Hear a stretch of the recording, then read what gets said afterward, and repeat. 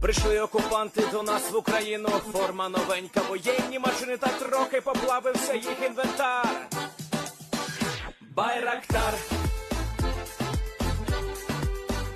Байрактар. Російські танкісти сховались в кущі, щоб лаптем посьорбати довбані щі, та трохи у чах перегрівся навар. Байрактар, Байрактар. Приперли зі сходу до нас барани для восстановлення великої страни. Найкращий пастух баранячий хотар. Байрактар, Байрактар. Їх доводи всяке озброєння різне, потужні ракети, машини залізні, у нас на всі доводи є коментар. Байрактар, Байрактар. Вони захопити хотіли нас зразу, а ми зачаїли на орків образу з російських бандитів, робить примар. Байрактар, Байрактар. Російська поліція справи заводить, там вбивцю рашистів ніяк не знаходить, хто винен, що в нашому полі глухар. Байрактар, Байрактар. Веде пропаганду кремлівський урод, слова пропаганди ковтає народ, тепер нове слово знає цар. Байрактар. Байрактар. Байрактар. Байрактар. Байрактар.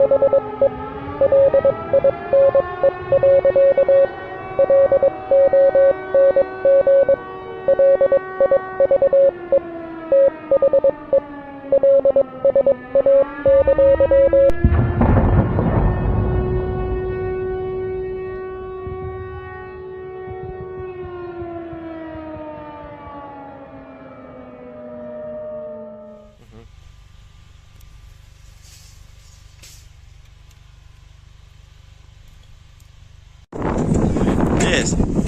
The Leaf Spring Army sends its regards.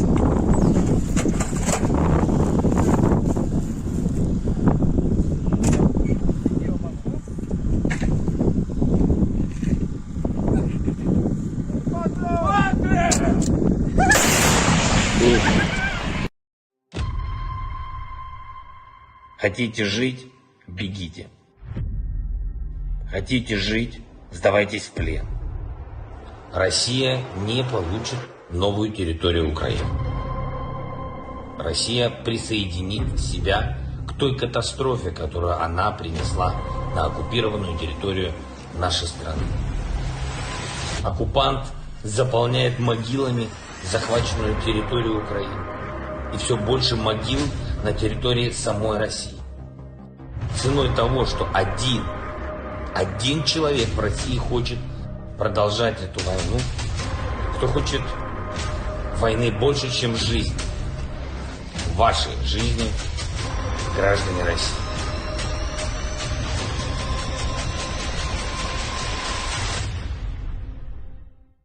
Русский военный корабль. Предлагаю сложить оружие и сдаться.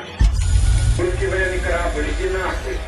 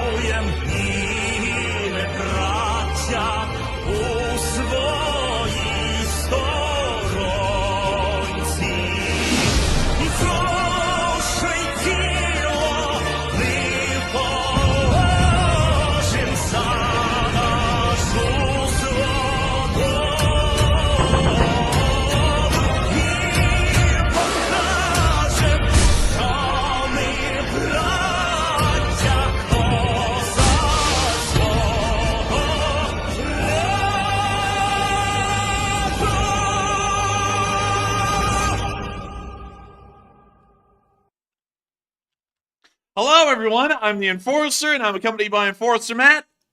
And good evening, folks. It's Enforcer Matt, and welcome back to day 575 of the news. And it's good to see you all once again. And I'm sure y'all have heard Ukraine and Poland are back together again, like Toad and Frog. They are together again. Well, with that, we are going to be covering the past 24 hours of the news of the war in Ukraine. And the Ukrainians have not been able to just make friends with the Poles again. They have also conducted a major breakthrough in the area around Verbove, and it appears that they are beginning to cause the Russians a great deal of undue stress. We call that, in legal terms, intentional infliction of emotional distress, or IIED, which is the emotional IED. But moving on from that, we have some news to cover tonight, a massive amount of it. And moving on into the major news of the night, we'll of course be getting into the Polish Ukrainian situation here in a moment, which has had some very good positive news coming out of it. We got to see that at Verbove today, a video came out showing that the Ukrainians have been able to break through in mass in the area around the village.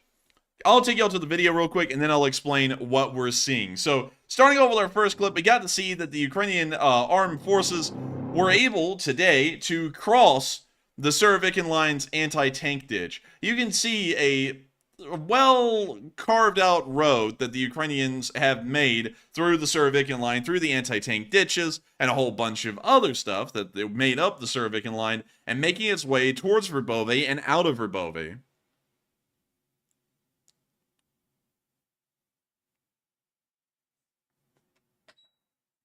And we can see, although the video quality is about as good as you would get on a potato, it is showing Ukrainian forces moving around in massive amounts, continuing to make their advances across the Surovikin line and into Verbove. We can also see some mine-clearing MRAPs moving through the area with some mine plows to clear it out. We can also see some other vehicles moving around the cleared-out roadway. Man, I remember back in the day, we used to film stuff on potatoes, I'm telling you. 2 megapixels. Dude, I'm telling you, man, it feels like we're watching Nintendo 64 in action right here.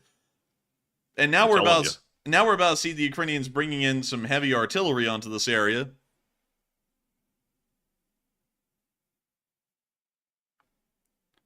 And we see them trying to stop the Ukrainians from being able to use this crossing, but nevertheless, it appears from what we were able to understand, the shelling was entirely unsuccessful, and Ukrainian forces continued to flow across the area and make their way on into Verbove. We can see that shell land somewhat close to that vehicle, but of course, no direct hit. We can see another one land, and of course, no direct hit again. We can see the Ukrainian armored car laying down fire further down the road near Verbove as Ukrainian troops begin to dismount and clear the area that is right around the outskirts of the village. The clip ends here, but this is something that is truly groundbreaking as far as the war in the south has been going around Robotny. Up until now, Ukrainian forces had been able to cross the Surovikin line, and that happened about a few weeks ago, maybe about 2.5 to 3 weeks ago at this point, which was groundbreaking news. But up until this point, it had only been light infantry forces that had been able to cross and fight on the other side. All of the armor of every single Ukrainian unit was still stuck behind the Surovikin line, waiting for their chance to be able to move across, move into the area, and support the infantry that were fighting around the area of Verbove.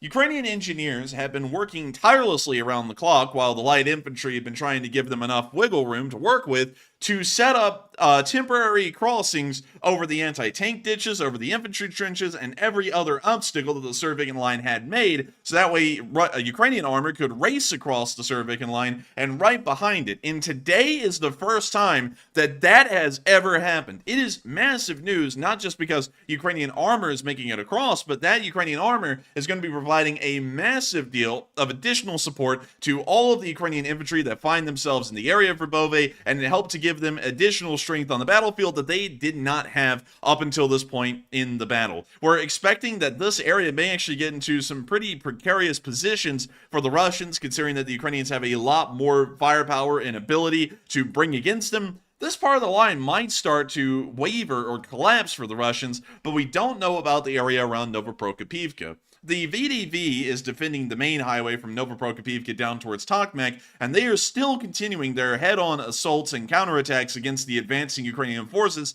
to try and stop them. And as far as today went, it does appear that they're continuing to be successful in that regard. However, the motorized rifle brigades that the Russians are banking on defending Verbove appear to not be having that easy of a time. And from what we're understanding, the frontline position right there, right now, is very shaky for the Russians. We're not really sure if it will survive. If it does, we wouldn't be shocked, considering the Russians are putting everything they can into holding this front line for as long as possible. But still, massive news to speak of with the Ukrainians crossing that area. And of course, the Russians tried to rush up some armor to meet them. And also, Matthew, I can hear the clicking of your keys in the background. But we got to see that the 47th Brigade met some Russian vehicles as they were trying to enter Verbove and ended up destroying them.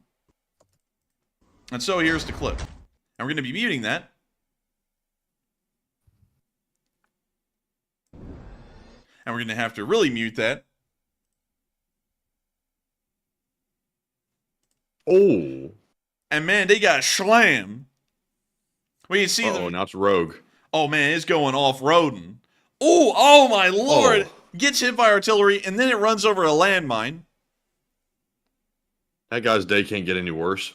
And there goes all the Russians. We're free, Blit! And then they get nuked by artillery. Oh my lord.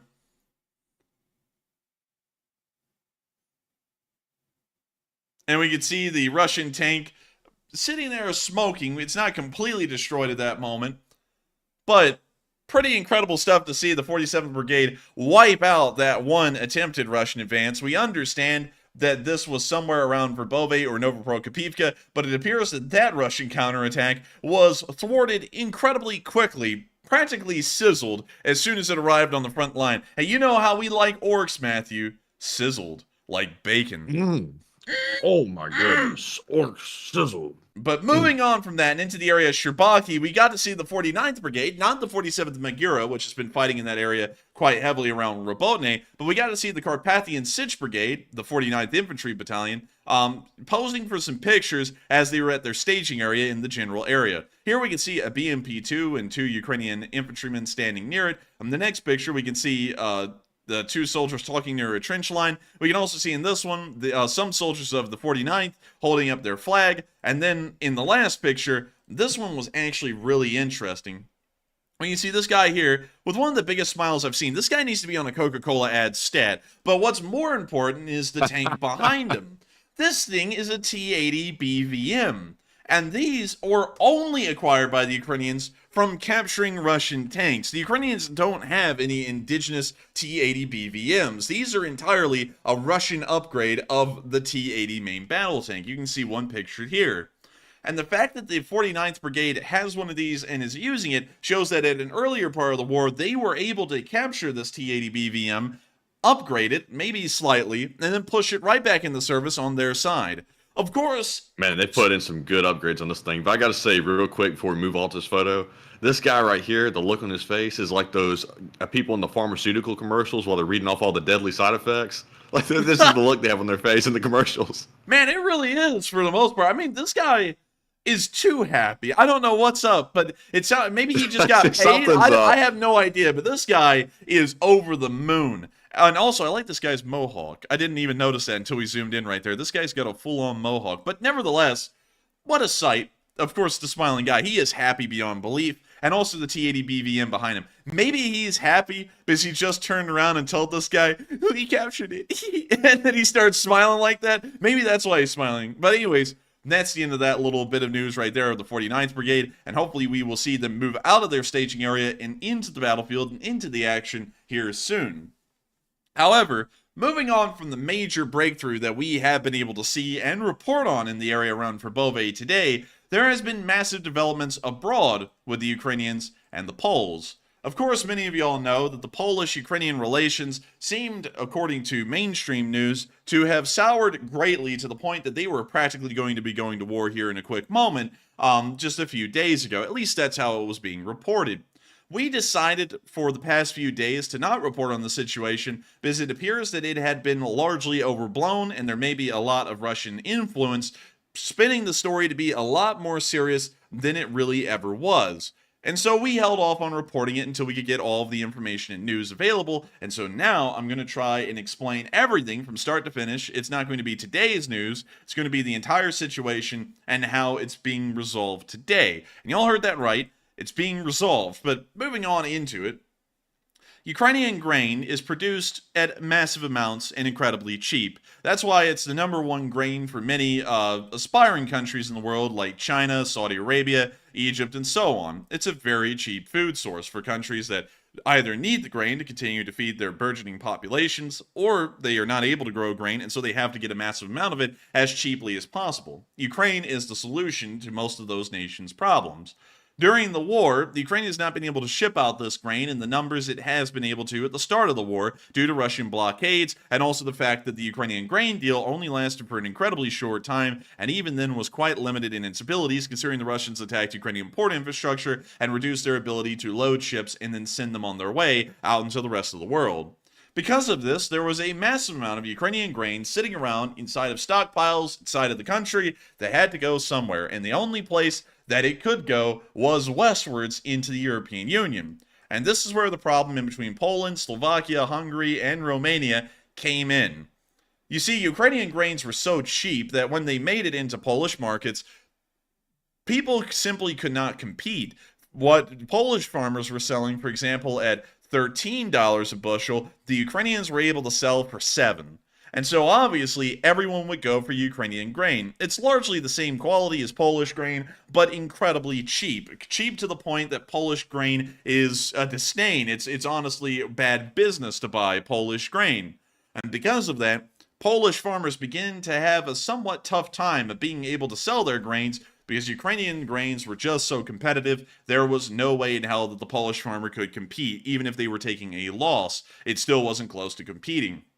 And so, largely, the issue lies with the Polish, but it was the same for every country involved. The Polish decided that they would need to start to curtail the imports of Ukrainian grains. And this is where the situation started to take a little bit of a bad turn. The Ukrainians, of course, are trying to keep their agricultural industry alive, and the only way to do that is to try and sell the grains off to somewhere else. And because of that, the Poles were the ones receiving it. The Poles didn't want to receive the grain, and so finally, they ended up banning the import of Ukrainian grains a few days ago, so that way they wouldn't tank the Polish agricultural industry. The Ukrainians then responded not too well. They weren't pleased with that, and started to say a couple of things and mention some stuff, and that ended up, according to the mainstream news, pissing off the Poles, where the Poles pretty much turned into Russia and then decided they were going to invade Lviv. And of course, I'm exaggerating that greatly, but that's almost the way the news painted it out to be. And as today broke and the story came out again, a lot of clarifications were made to show that this was far blown out of proportion, more so than the story deserved. Andrzej Duda, the president of Poland, came out today and said that it's not a serious ordeal, even according to him. He is, of course, the president of Poland. So you feel like if anyone would have a strong statement to say about this, it would be Duda, but this is what he said. He says that he still considers Zelensky a friend and urged not to increase the degree of emotions since this is a dispute regarding a very small segment of Ukrainian-Polish relations. He also said that he's ready to meet with Zelensky as soon as possible, and later today, they actually met. We don't know the progress of those dealings or what was actually said, but nevertheless, the president of Poland isn't even considering the situation to be that severe. So it kind of begs the question, why was it so severe? And here's the reason why. Russian propaganda. The Russians saw that a small diplomatic rift was being created in between the Polish and the Ukrainians and decided to take it and run with it till there was no tomorrow. And that's why many of y'all started to hear very negative spins and stories on something that is somewhat more of a minor issue. Of course, I believe that the Polish are within their right to protect their agricultural interests, as every nation is, but it was being far outblown compared to what it really was, and that's also why we decided not to report on it until the actual story started to come out. In fact, the lawsuit that was filed by the Ukrainians and the World Trade Organization to try and see if Polish markets could be reopened to Ukrainian grains is probably going to be dropped here relatively soon, because not just are the Poles dropping, for the most part, their ban on Ukrainian grains, Slovakia lifted the ban entirely today after it went into effect just a few days ago. This was according to Nexta around 5:40 in the morning today, local time, meaning that for about the past 14 to 16 hours, Ukrainian grains have been allowed to flow into Slovakia, largely unopposed. In Poland, we also hear that, according to Noel reports, they will also be trying to fix the situation as best as possible. According to the statement from Noel reports, we heard that Ukraine and Poland agreed to find a joint solution regarding the export of grain. This became known as a result of the conversation between the Minister of Agrarian Policy and Food of Ukraine, Mykola Solski, and his Polish colleague, Robert Tellis. And so, according to the information that we're getting at the moment, this was far outblown, far out of proportion than what it really was, and the situation is practically over before it even started. But nevertheless, I've got to say, very nice to see that it wasn't as overblown as a lot of people were making it. Some people, as y'all know, tried to make it sound like it was the end of the world. And usually we're the first to report on a story, and that was one that was actually quite large and dominated the news headlines about Ukraine for about the past 3 to 4 days, which was also the reason why we couldn't really make a war summary in the middle of the day, because there wasn't really anything else to cover. Everyone's eyes were focused on this highly overblown story that really both sides weren't taking as seriously as it was being represented to the public. And so now we are finally able to cover the whole entire story from start to finish, and you can see that it's not as bad as one would think. It's actually a fairly mundane story as far as it went, and it appears that Ukrainian grains will probably be able to re-enter Poland, but we don't know how. We don't know if the Ukrainians are going to have to institute some kind of a price limit or a price floor. We don't know if they're going to be instilling a price ceiling either. We don't really know anything about how Ukrainian grains will be delivered into Poland from this point forward, but it does appear that the problem has ended largely before it even began. And speaking of grains going to Poland, it does appear that the Ukrainians have had some relative success in trying to get Ukrainian grains going anywhere but Western Europe, as the first ship that arrived in Odessa to pick up Ukrainian grains a few days ago has now been spotted in the Bosphorus Strait, heading back out into the Mediterranean with about 3,000 metric tons of Ukrainian wheat on board the ship. And of course, this is massive news. It is one of the first ships to have broken the blockade. There's a second one that should be soon to follow that is making its way back out of Ukrainian waters. But both of these ships were something of record breakers. They ran the Russian blockade, technically, into Odessa, loaded Ukrainian grains, and then departed immediately and made for Turkey. And it appears that one of them has successfully made it out of the Black Sea and is now going to be making its way on into the Aegean Sea and the Mediterranean. Hopefully that remains the case, and hopefully we'll see that this is the beginning of many such ventures by other commercial ships as they also arrive at Ukraine to pick up grains and then leave the country and ship it around the world. Of course, keeping the Ukrainian agricultural industry alive and also ensuring that Ukrainian grains will not overburden the European markets like they have been over the past few months. Hopefully this is the solution that everyone is looking for.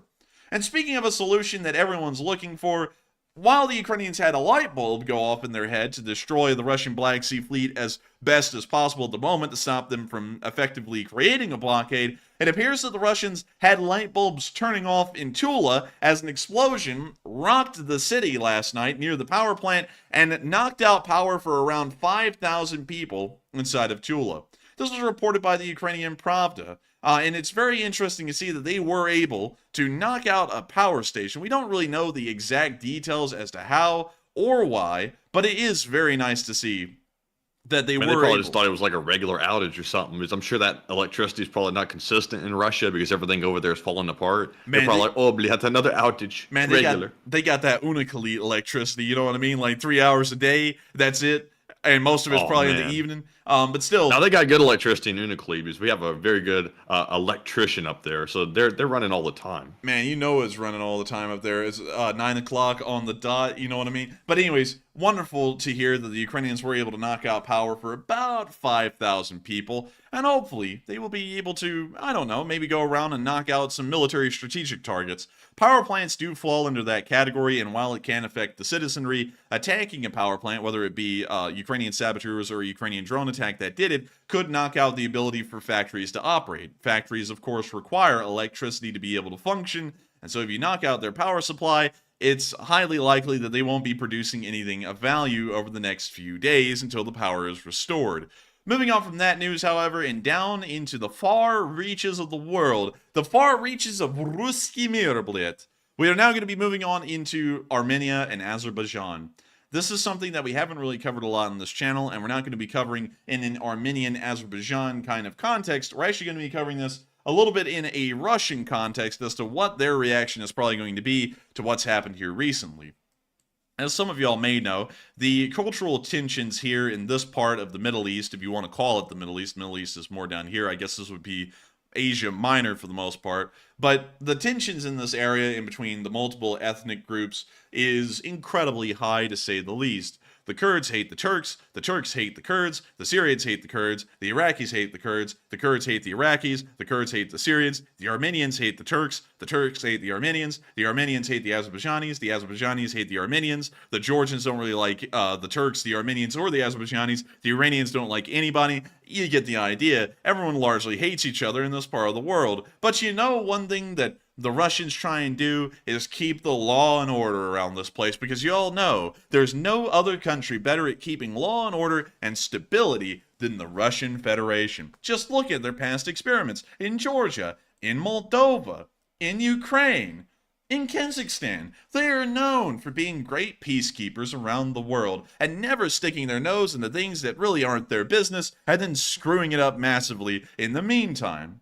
But of course, that's exactly what they're doing inside of Azerbaijan. Some of y'all know about the Nagorno-Karabakh area, and this is actually a little area inside of Azerbaijan, right around where the mouse cursor is circling, that is ethnically Armenian, but territorially lies within the area of Azerbaijan. The reason for this is because the borders were poorly drawn up a while ago, back during the Soviet Union, and it didn't really matter anyways, because you could kind of travel in between those two republics fairly easily historically, so it didn't really make that big of a deal until the Soviet Union collapsed, and then these two countries became completely separate with hardened borders. Since then, the ethnic tensions in between the Armenians and the Azerbaijanis has continued to skyrocket year after year. There's constantly been ongoing conflicts. They've both been funneling some money and some weapons into somewhat questionable groups of people, and this is started to boil over recently with the Armenians and the Azerbaijanis almost going to war for a few days, and then the Armenians saying that they are going to disarm the militia forces that are within the Nagorno-Karabakh area. Those forces recently have actually refused to lay down their arms, and so the Azerbaijanis have begun to shell the area. Of course, we all know what that means. Civilian casualties will most likely follow, along with the casualties of the militia as well, leading to a Chechen war almost inside of Azerbaijan. But today, something really interesting happened outside of the whole Armenia-Azerbaijan conflict. Russian peacekeepers that have been inside of the Nagorno-Karabakh region have been killed today. 6 of them have. 6 Russian peacekeepers were wiped out in a small convoy today. You can see a little picture of what is kind of what their convoy would have looked like. It's not the exact one. I did see the pictures of what it looked like, and it looks like the mafia in the 1920s had just conducted a drive-by near some market in Chicago, and there were just people, all over the place. Of course, Russian peacekeepers. But according to the the Prosecutor General's Office of Azerbaijan, they will be starting 2 criminal cases on this incident and trying to find out what happened. Of course, we know with all of the tensions and ethnic background and ethnic history going on in the area, this will be blamed on the Armenians. And from what we understand, it probably was the Armenian militia that may have ended up killing these Russian peacekeepers. The thing is, however, we don't know how the Russians are really going to respond to this. Getting out of the whole Azerbaijan-Armenia side of things, what is Russia going to do? This is a peacekeeping mission, and sometimes peacekeepers do end up dying in the aim of keeping the peace. But nevertheless, we know the Russians are one to never not capitalize on a situation like that, and I'm pretty sure that we would see some kind of an armed intervention by the Russians in this area if it wasn't for the Ukraine war. But because of the Ukraine war, we don't really know what their response is going to be. Their control and grip over the situation in Armenia and Azerbaijan has been slowly waning as the war has been going on. It seems like they are having less control now than they did at the beginning of the conflict, and we have a feeling that that will probably be the case here, and the Russians will not respond, which of course will make them quite weak looking to the Armenians and the Azerbaijanis, which may lead to further escalation in between the 2 parties, considering that there's going to be no outside force trying to quell the uprisings that may be happening with the 2 of them.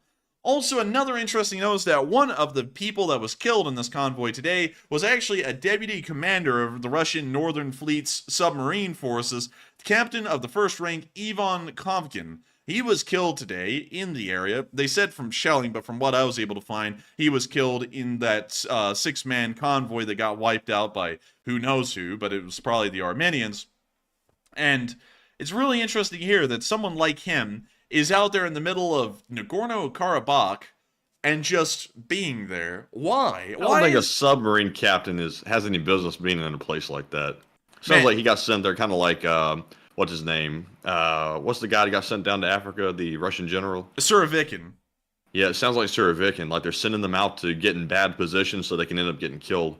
Man, I gotta tell you, it's really weird with how the submarine captains in the Russian Navy just end up in the weirdest of places, like city administrators of the commissariat for Krasnodar, or like this guy, he's in the middle of Nagorno-Karabakh. It's like, hell, the submarine captains of Russia are the Captain Kirks of the Star Trek world. They're never on the ship. They're always somewhere else rather than where they kind of should be, being captains and all. But very interesting here that a somewhat higher ranking official, military official, has ended up being killed today in the situation, and that's also going to add a little bit of extra weight into the Russians' response, if there is one at all. But we don't even really know, because right now the Russians haven't done anything at all. But moving on out of Armenia and Azerbaijan, and by the way, really quickly to share this with you all, the idea was to potentially try and cover the situation in between Armenia and Azerbaijan. Some people have shown interest in that and would like to see that on this channel. Some people are somewhat indifferent. Nevertheless, we've wanted to get into that, but sadly, due to massive time constraints, especially in the background, like tonight, I'm flat out exhausted. It would be really hard for us to be able to try and get into that into great depth and make separate videos on that, because time is very sparse right now. We're both currently trying to write something in law school called a closed memo, and it is a little lengthy. It's got to be about 9 pages long, I believe, 7 at the minimum. And while that doesn't sound that long, it is going to be long because we have to go do the research, look at the sources, all that stuff, cite it. We should be done with that by the end of this next week here and have that turned in around Sunday or so. So I think we'll probably be able to start focusing on the larger scope of things after that point. But at the moment, it would be pretty difficult to try and pull off some Armenian and Azerbaijani news. But I have to encourage y'all that while y'all may not be interested in this, I always greatly encourage people to broaden their horizons and what they listen to and what they hear about, because it isn't always going to be the mainstream stuff. You know, I know that a lot of people nowadays love to hear about the modern political situation inside of America and hear the same things a million times, or to hear about what's mainstream. But there's a lot of things that go on in the background in this world, things in the far-flung corners of the globe, that actually end up having a butterfly effect and cause massive repercussions going forward. For example, a lot of people didn't even care about the Russian military intervention in Georgia in 2008, but that was clearly a stepping stone to what's happened in Ukraine in 2022. And so you always want to make sure, I'm not like trying to school y'all on what y'all should like or not like, but always have an interest in things that may seem minute and minor, because everything comes together in the end. And this does tie in a large way to what's going on in Ukraine right now.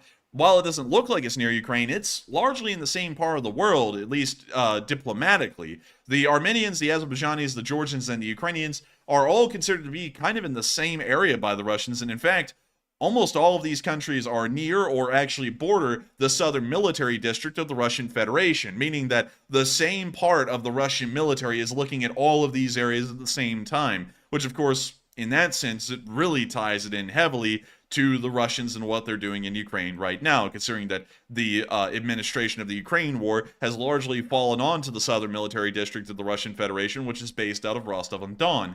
But still, a very interesting situation. We'll be trying to make news on that if we can, but I can't really make any exact guarantees at the moment because of how busy we are in the background. But with that, we're now going to be moving on into the port of Sevastopol, because while we were talking about the Russian Black Sea Fleet getting obliterated, smacked around, and beat up a little bit, we did get to see that the Russian Black Sea Fleet headquarters was actually one of the targets of the Storm Shadow missile yesterday, and it was blasted. This is the Russian Black Sea Fleet headquarters building as it existed on the 22nd of September, and this is what it looks like the next day. Half of the building is gone. Oh, damn. Oh, dear. But beautiful to see, and I absolutely love to see that the Russian Black Sea Fleet headquarters was significantly damaged. We don't know if any officials were in the building at that time. Hopefully they were, because the damage could be devastating to the operational abilities of the Black Sea Fleet if they even exist at this point. But we also got to see that another attack had also occurred on Sevastopol while that news was being reported. Around 11 hours ago, a massive explosion rocked the city of Sevastopol, and we got 2 pictures of it, and that's about it. It appears to be way back in the city of Sevastopol, somewhere around, let me see if the map will work with me here, somewhere around this area. So I don't know what's exactly down there. We'll be trying to, of course, take as best a look as we can, but at the moment we'll have to wait for additional news and information to see what that exactly was. But still, And I find it kind of funny how Ukraine's like fighting the Russians in the mainland really, really harshly and strong, and just occasionally they'll throw a punch down to Crimea just to let them have it, like Storm Shadow that way, and then they'll keep the fighting going on the mainland like constantly.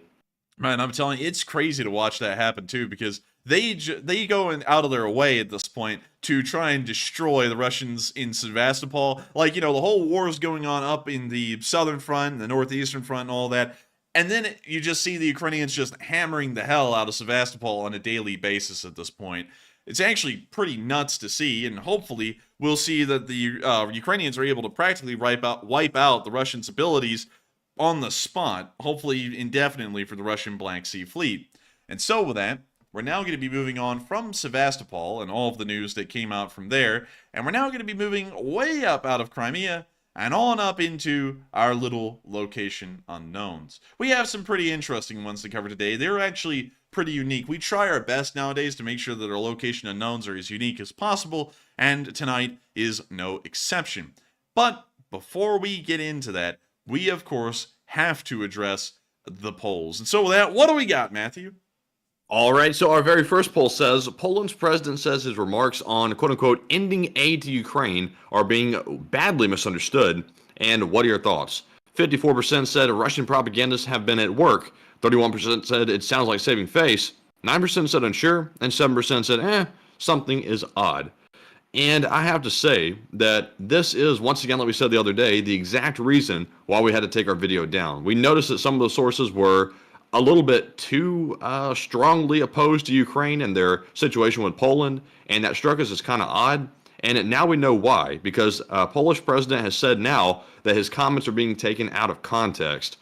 He did not say he was going to end all aid to Ukraine, and the Russian propagandists got their hand on that statement. They ran with it, twisted it, and they made it worse than it was in actuality. So we know now that what the real score is and we can actually sort out what's happening. So the situation is not nearly as bad as being made out to be, and it's propaganda. But Enforcer, what say you? I would have to say that I agree with what Matthew has said entirely. It was pure propaganda for the most part that was coming out.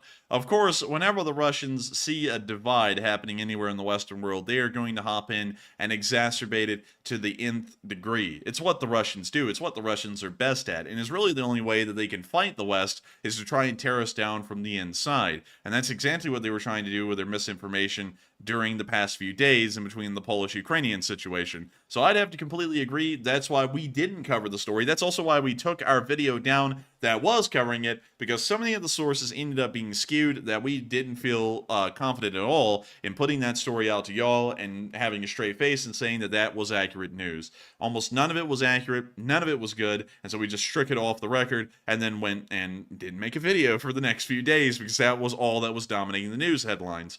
And that also shows y'all something fairly interesting as well. The news, as I always say, is heavily interested in getting people to watch, even if what they're saying is blatantly untrue.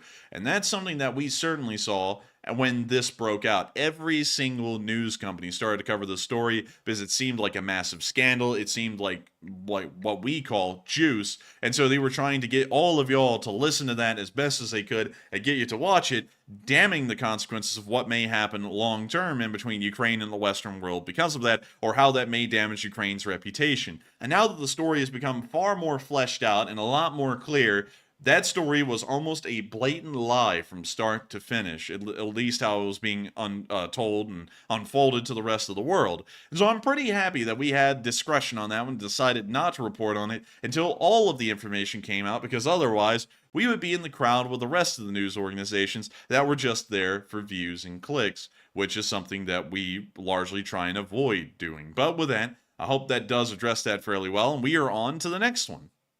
And our next poll says, will the U.S. approve aid to Ukraine, or will it be obstructed? And real quick, I have to say up front, please no politics. I know this can easily dive into that, so let's keep it on the surface level discussion and not politics. 75% said it will get passed by the U.S., 10% said the Pentagon will force it through, 7% said unsure, and 8% said it will get obstructed by the U.S. And at the moment, I will say that it appears that the Pentagon is proposing to force the aid through, no matter what happens in the legislature. So it looks like no matter what the end result is, Ukraine will get the aid. It's just a matter of who's going to put it through or force it through, and it looks like the Pentagon is going to step up and do that. Now, I'm not sure about the legalities of that, but, they can try it if they want. But Enforcer, what say you?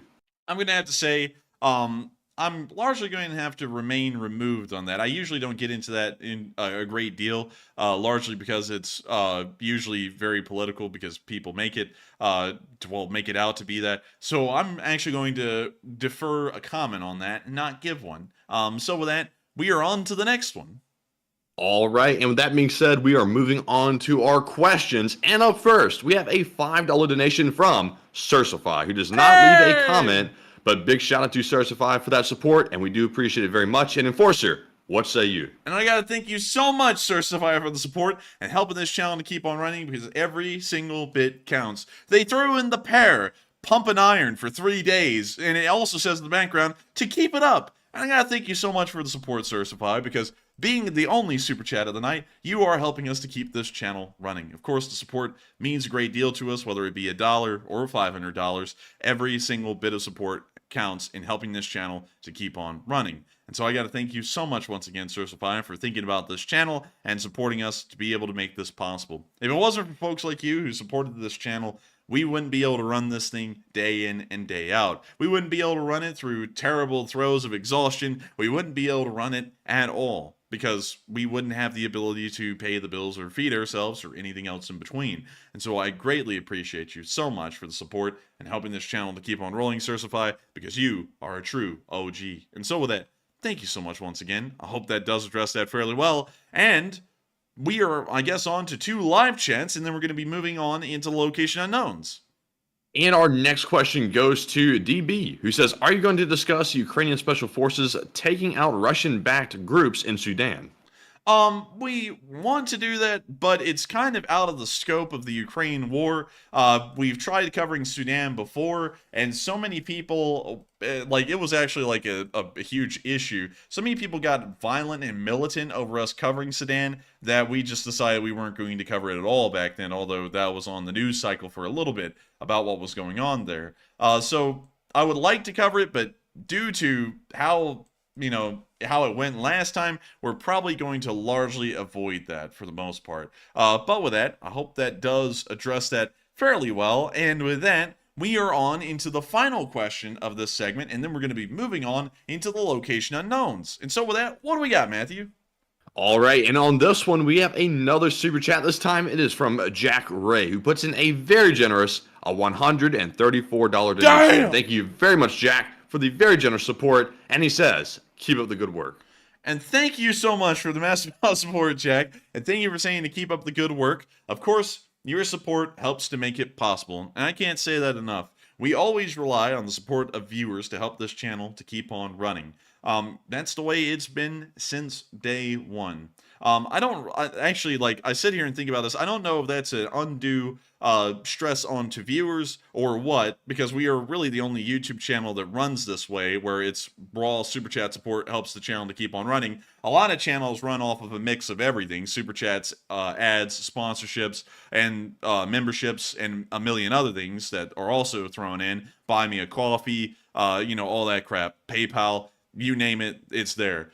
We only run off of super chats. And I got to thank you so much for continuing to look out for this channel and support us and throwing it in here, because it means a lot to us that folks do enjoy this channel enough to find it worthwhile to support. And I got to thank you so much once again for the massive amount of support, Jack Ray, and telling us to keep up the good work, because support like yours helps to make this thing possible. And so thank you so much once again for support. I hope that does address that fairly well, and I hope that everyone does understand how appreciative we are of y'all's support. If it wasn't for y'all's support, and I do not mean this in any kind of a jesting way or making it more exaggerated than it is, we wouldn't be able to run this channel. That's something that a lot of YouTubers don't say, but that's something that I think is largely transparent and open with y'all.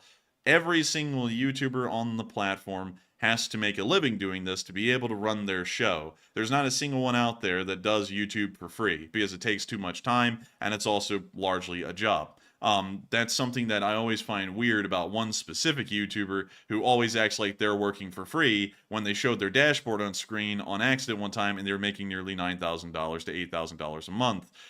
It's something very odd to me that they did that, and also say that about our channel, because we don't make any qualms about it. It is a job. So we, of course, have to be able to pay bills and do this as a full-time thing. And so I got to thank you so much once again for understanding that, Jack, and continuing to support this channel and helping us to keep this thing running, because you folks are the only thing, the only line of defense that helps to make this channel possible. And so with that, thank you so much once again. Thank you, Jack. Thank you. Whoa, what happened? And thank you so much once again for the support. And with that, we are now going to be moving on into our location unknowns, starting off with our first clip that showed what the Ukrainians had been saying about the counteroffensive. And this was made by none other than the amazing folks over at United 24. And so, without further ado, here is the clip. Ukraine has been criticized a lot for its counteroffensive.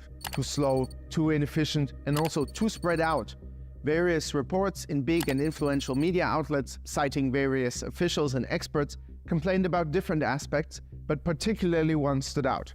According to the New York Times, in a video teleconference on August 10th, General Mark Milley, chairman of the Joint Chiefs of Staff, his British peer, Admiral Tony Radakin, as well as General Christopher Cavoli, the commander of the US forces in Europe, urged Ukraine's top general, Valery Zaluzhny, to focus Ukraine's troops on one main front.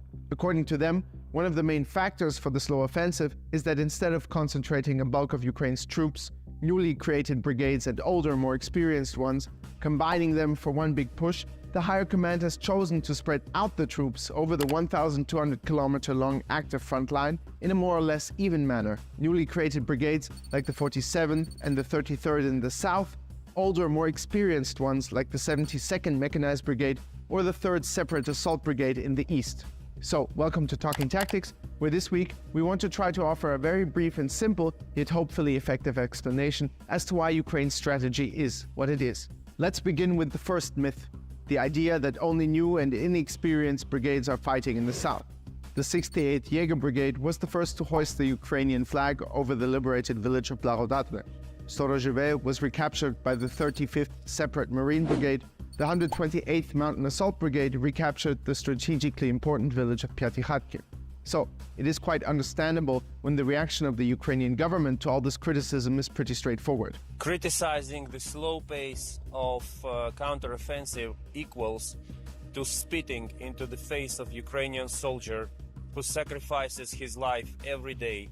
I would recommend all critics to shut up, come to Ukraine, and try to liberate 1 square centimeter by themselves. An American soldier fighting for Ukraine who we interviewed said, "And anybody who says this assault is too slow is an idiot." the primary goal of the counteroffensive remains to sever the Russian-controlled territories into two, creating essentially two separate regions of control, isolating especially the south, cutting supply lines by land and also via Crimea. This is why, parallel to attacking on land, Ukraine has been attacking via the Black Sea, setting its sights especially on the notorious Kerch Bridge. Although this makes it seem like the south will decide the war, Ukrainian commanders have divided troops and firepower roughly equally between the east and south. Why? The main reason, apart from minimizing losses this way by relying on smaller but more precise attacks, is simple. They have to. For one, Russia is trying to pull a cheap copy of last year's successful Ukrainian counteroffensive that led to the liberation of the Kharkiv region. Russia has deployed an estimated 100,000 soldiers to eastern Ukraine over the past months, hoping for exactly what many expected Ukraine to do. While Kyiv attacks in the south, Russia can seize the opportunity to march east. But Ukraine's commanders didn't want to make the same old mistake Russia did, by leaving weak defenses in the shadow of another fight. That's why, for example, the famous Azov, which has now risen like a phoenix from the ashes after the release of the high command from Russian captivity, has been redeployed for the first time since their heroic defense of Mariupol.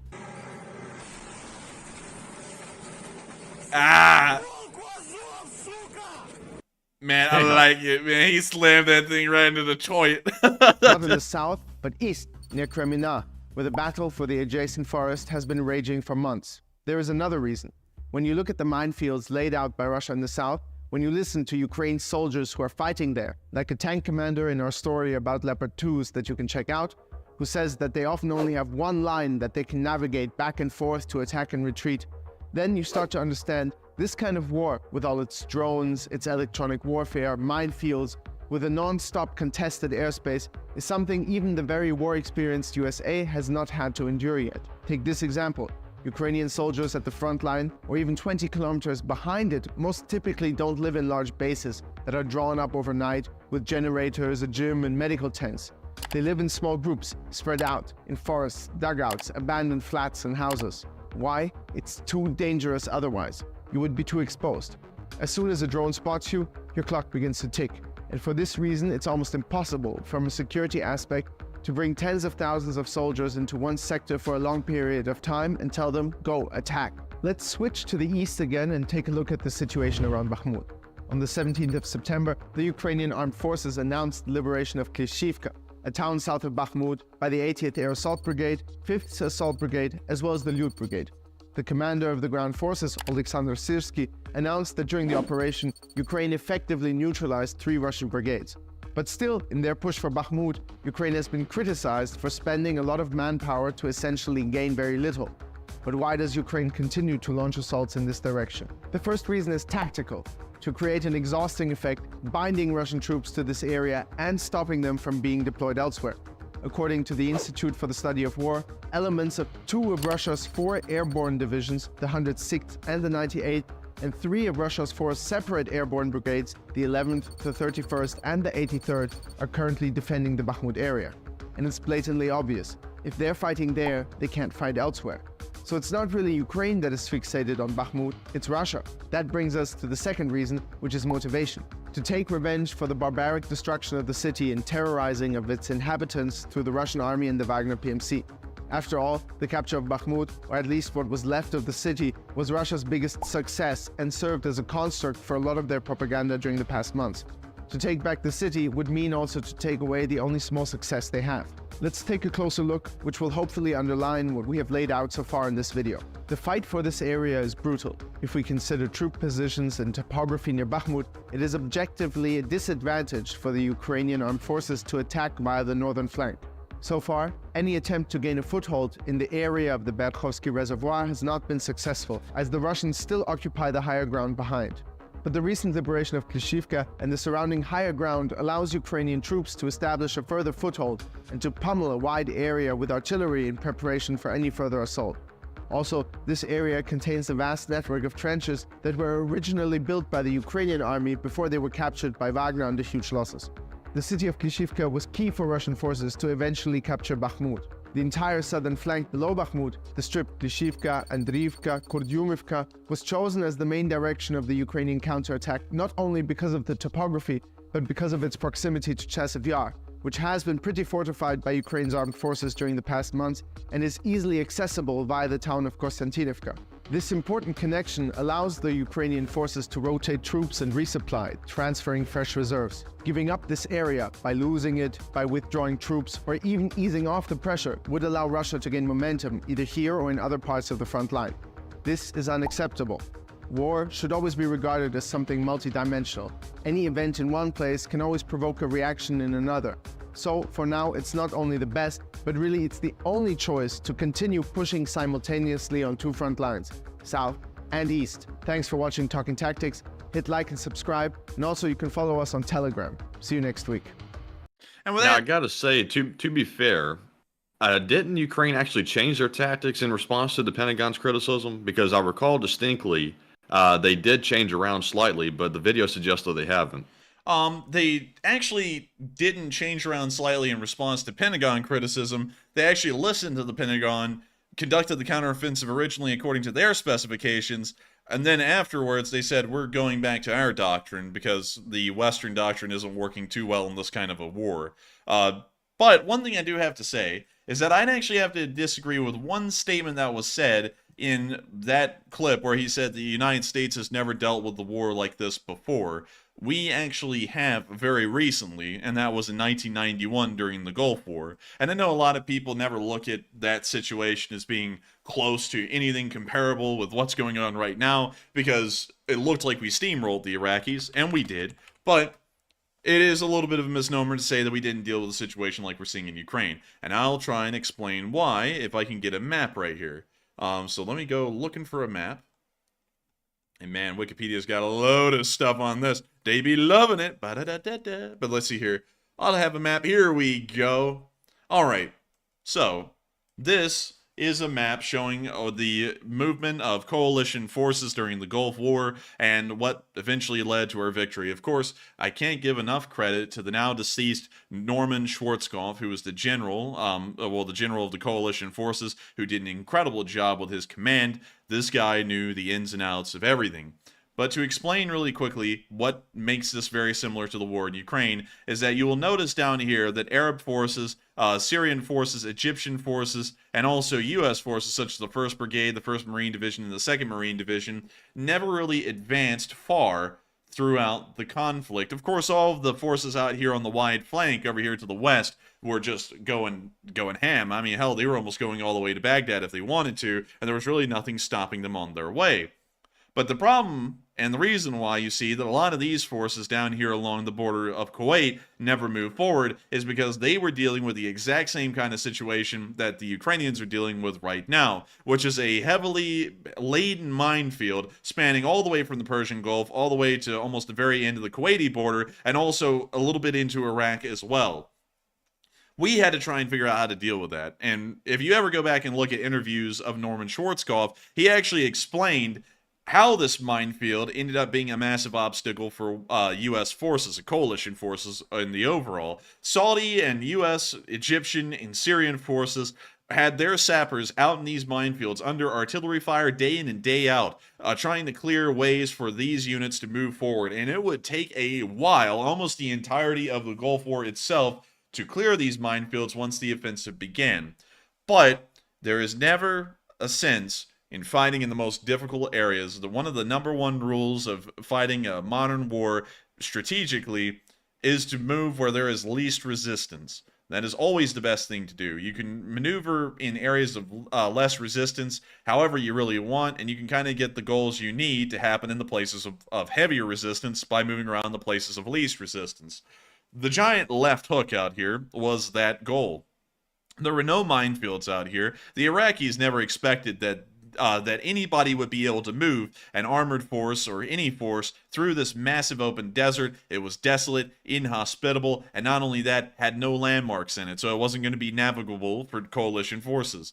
Of course, the Iraqis didn't consider that GPS had just become a thing, so even in the middle of a desert with no identifiable landmarks, a U.S. unit, a coalition unit for that matter, would always know exactly where they were relative to everyone else on the front line and in the battlefield because of the GPS. And so when the Iraqis had a mass of their forces inside of Kuwait and very few of them out here, the coalition forces just breached the lightly defended lines in this area with no minefield and then just maneuvered their way up through the Iraqi desert and then westwards directly behind the Iraqi forces, practically closing them off like a trapdoor. And this is something that I think the Ukrainians should look into now, because of course it's a tough situation. The Russians have mined practically everything along the southern front. But they haven't mined everything over here. And of course the Dnieper River is a huge obstacle. It's not like just driving across a desert in Iraq. But maybe, just maybe, the Ukrainians should look into exploiting the Dnieper River area and setting up a few bridgeheads and then funneling a large amount of forces back over here. It's lightly defended, there's nobody there, and it's entirely possible that the Ukrainians could take the Russians by surprise, which means that the Russians would have to start drawing their frontline forces from the southern front off of that line to then move them back into the area of Kherson.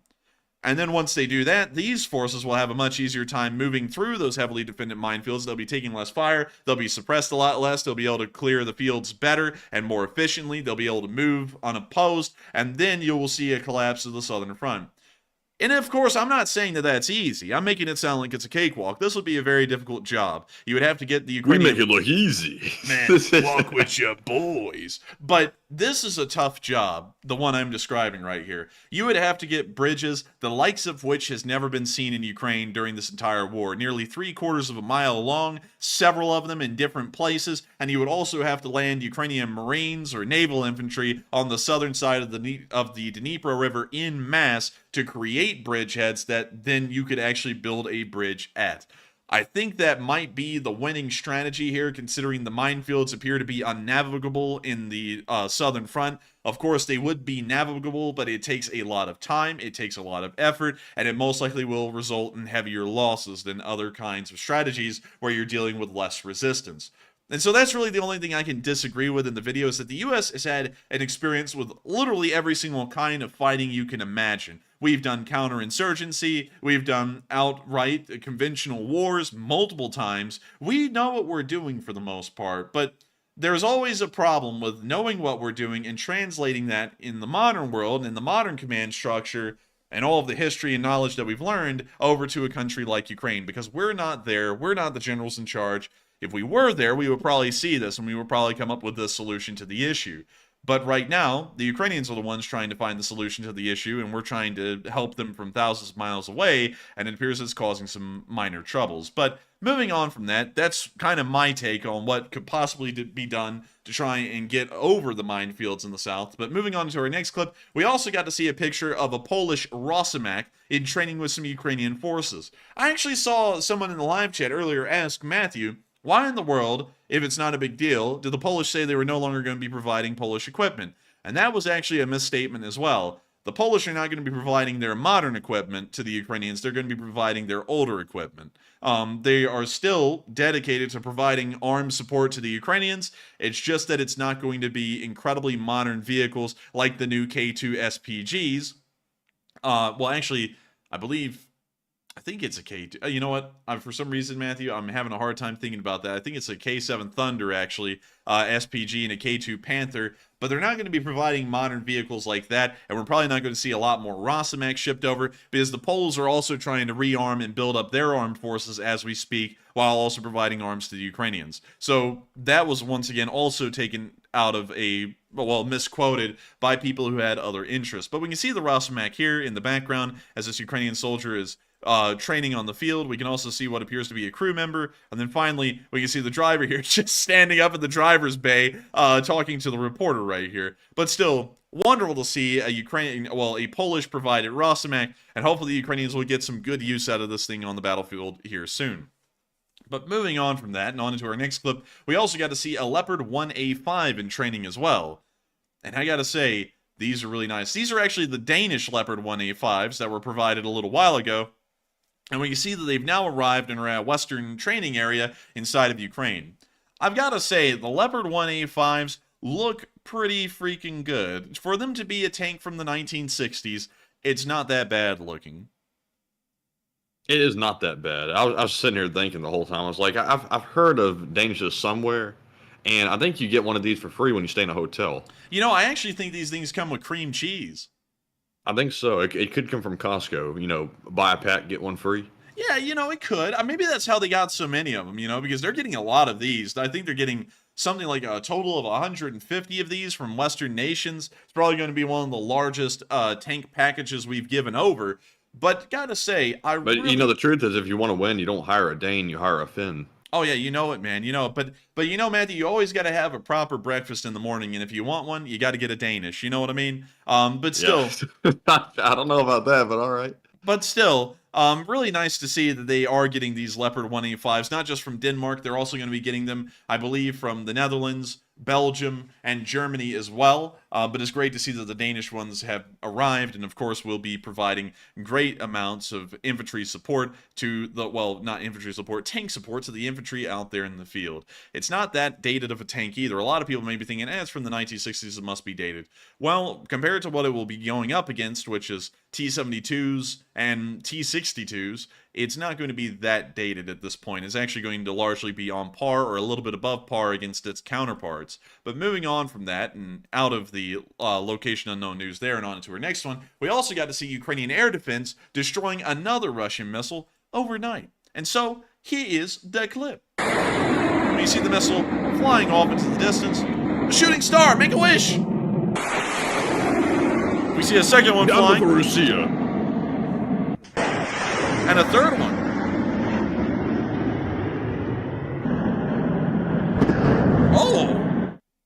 Oh, bliat, could we get 40 F-16s, bliat? Oh, man. But wonderful to see the air defenses in operation, of course, shooting down air targets. And, of course, good to know that the skies of Ukraine are being defended by some of the best air defense out there available in the world right now, at least at good prices. Moving on from that, however, we also got to see the Russian casualty report over the past 24 hours. And, hey! Oh, my goodness. They got 5 of them. What in the world's going on today, man? They hit the dealership, I'm telling you. Man, the building is on fire. But still, man, is insurance going to cover that one? Nah, because the Chinese Bing Shilling Bobcats don't come with insurance. They come with trouble, side effects. Bing Shilling. But still, we love to see it, don't we, Matthew? We love to see it. 5 Bobcat skid steers destroyed. You can't beat those kinds of numbers, but you can. 490 Russian troops have been knocked out over the past 24 hours. 15 armored personnel carriers, 37 supply trucks, 3 tanks, 41 artillery pieces, 29 drones, 2 MLRSs, 2 anti-aircraft warfare systems, and 5 Bobcats in a pear tree. Because I saw y'all last night say, it sounds like he's reading off a freaking Christmas song. And it sounds like that every single night when we read off the casualty report. But I gotta tell y'all this, it's like Christmas every day seeing these kinds of numbers, because Christmas is coming early for Ukraine. Every 24 hours, they are knocking out a significant number of Russian equipment, and it's wonderful to know that they have been continuing to pile up the losses for the Russians, so that way they'll eventually decide that the war ain't worth fighting much longer, or they won't have the ability to fight the war much longer. Man, if they hadn't figured that out by now, they're hopeless. Man, well, call them hopeless, a hopeless romantic, because they have been lost for a long time like that. But moving on from the casualty report, and out of the location unknowns, It's now time for us to move on into the northeastern front. The Russians attempted a small offensive in the area of Vilshana and Tokarivka, and it appears that the Ukrainians were able to stop this attack outright today. So check it out. And we're going to have to mute that, but we can see this was filmed by Ukrainian militant, and we can see the Russian tanks here as the infantry goes running through the fields. We can see the Russian tank turn around trying to run away, and now we can see later on that that tank is having a little bit of a cook-off. And it's not the Great British Cook-Off, it's just the Great Russian Cook-Off. And we see a Russian down there having a time of it. He enjoys firecrackers, he does, everyone, I promise you.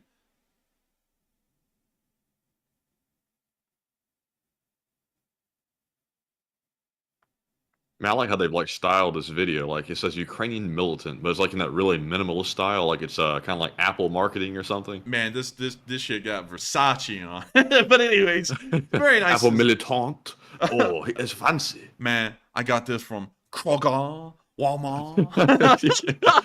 Saint Laurent. Oh man, I got this from Starbucks. But anyways, moving on from that, wonderful to see they were able to stop the small little Russian push at Kupiansk. And moving on down to the area of Svitove, we also got to see a D-30 being hit by Ukrainian forces. Check it out.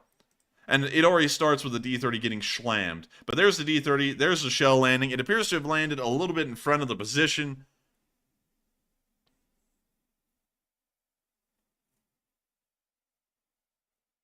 And we see this being presented to us as a slideshow, which we're always greatly appreciative of nice slideshows.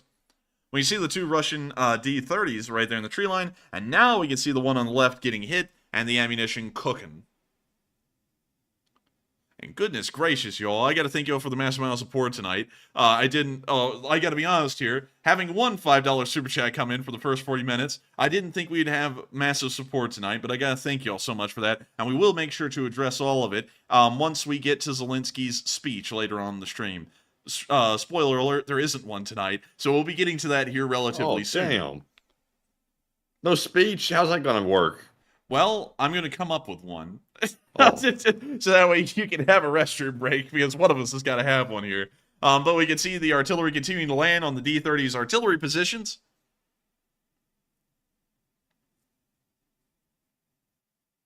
This literally looks like northern Alabama. It does, doesn't it? It's bizarre. Like, it's got the same pine trees and everything. Man, it's those longleaf pines, you know? Oh, yeah. Yeah. Like, what are you referencing? Here, I'll show you. I'll show everyone. Hey, guys, Matthew doesn't get it. He doesn't know what a longleaf pine is. So let me drop down You mean here. long needle? Come on, man. You didn't know that? Wait a minute, hang on. Let me go type it in. I gotta go get this now. Oh, come on now. Come on.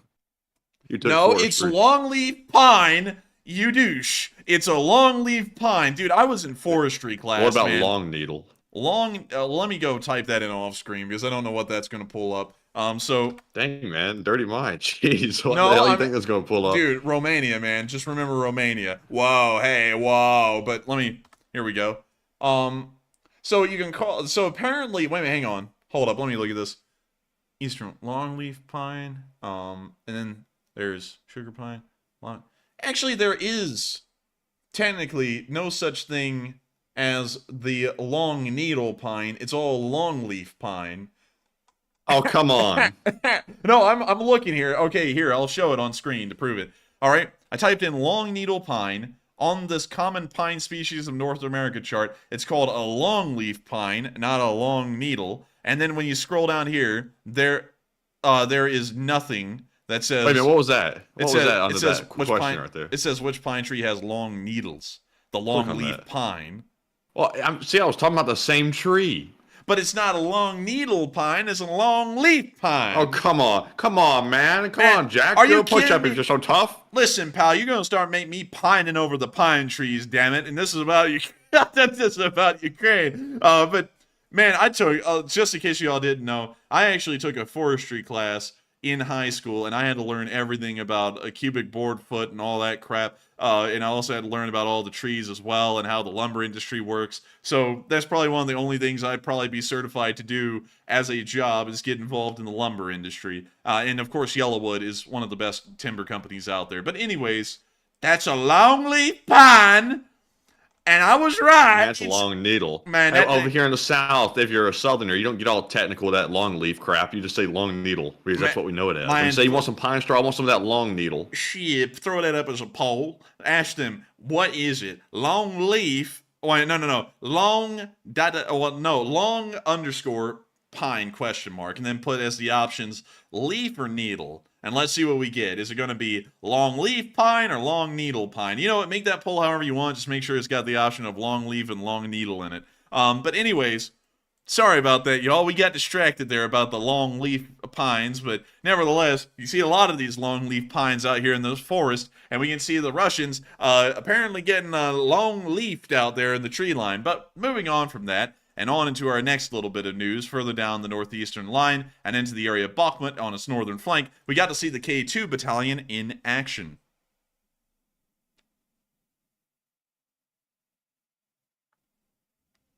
Look at that long needle taking the lead. Look at that. You people don't know your damn botany. Man, I feel like people are just patronizing me at this point. Like they feel bad for Matt for calling it a long needle pine tree, so they're voting for that option. Man, I get the sense that's happening. Man, I think that might be what's happening, man, because we just pulled it up and it is a long leaf, and it's like 60% long needle, though. But you know, but the poll is never wrong. I appreciate the support, though. I'll take it. I'll take it. Look, even the watchers in here saying it's a long leaf pine. Who the hell's that? Man, you know who that is. Shit. Man, that's our handler. Man, that's our manager. They're coming in. They're coming in here. But oh man, I'm telling you. But when you see the Russians taking a break here, we all know that's a mistake.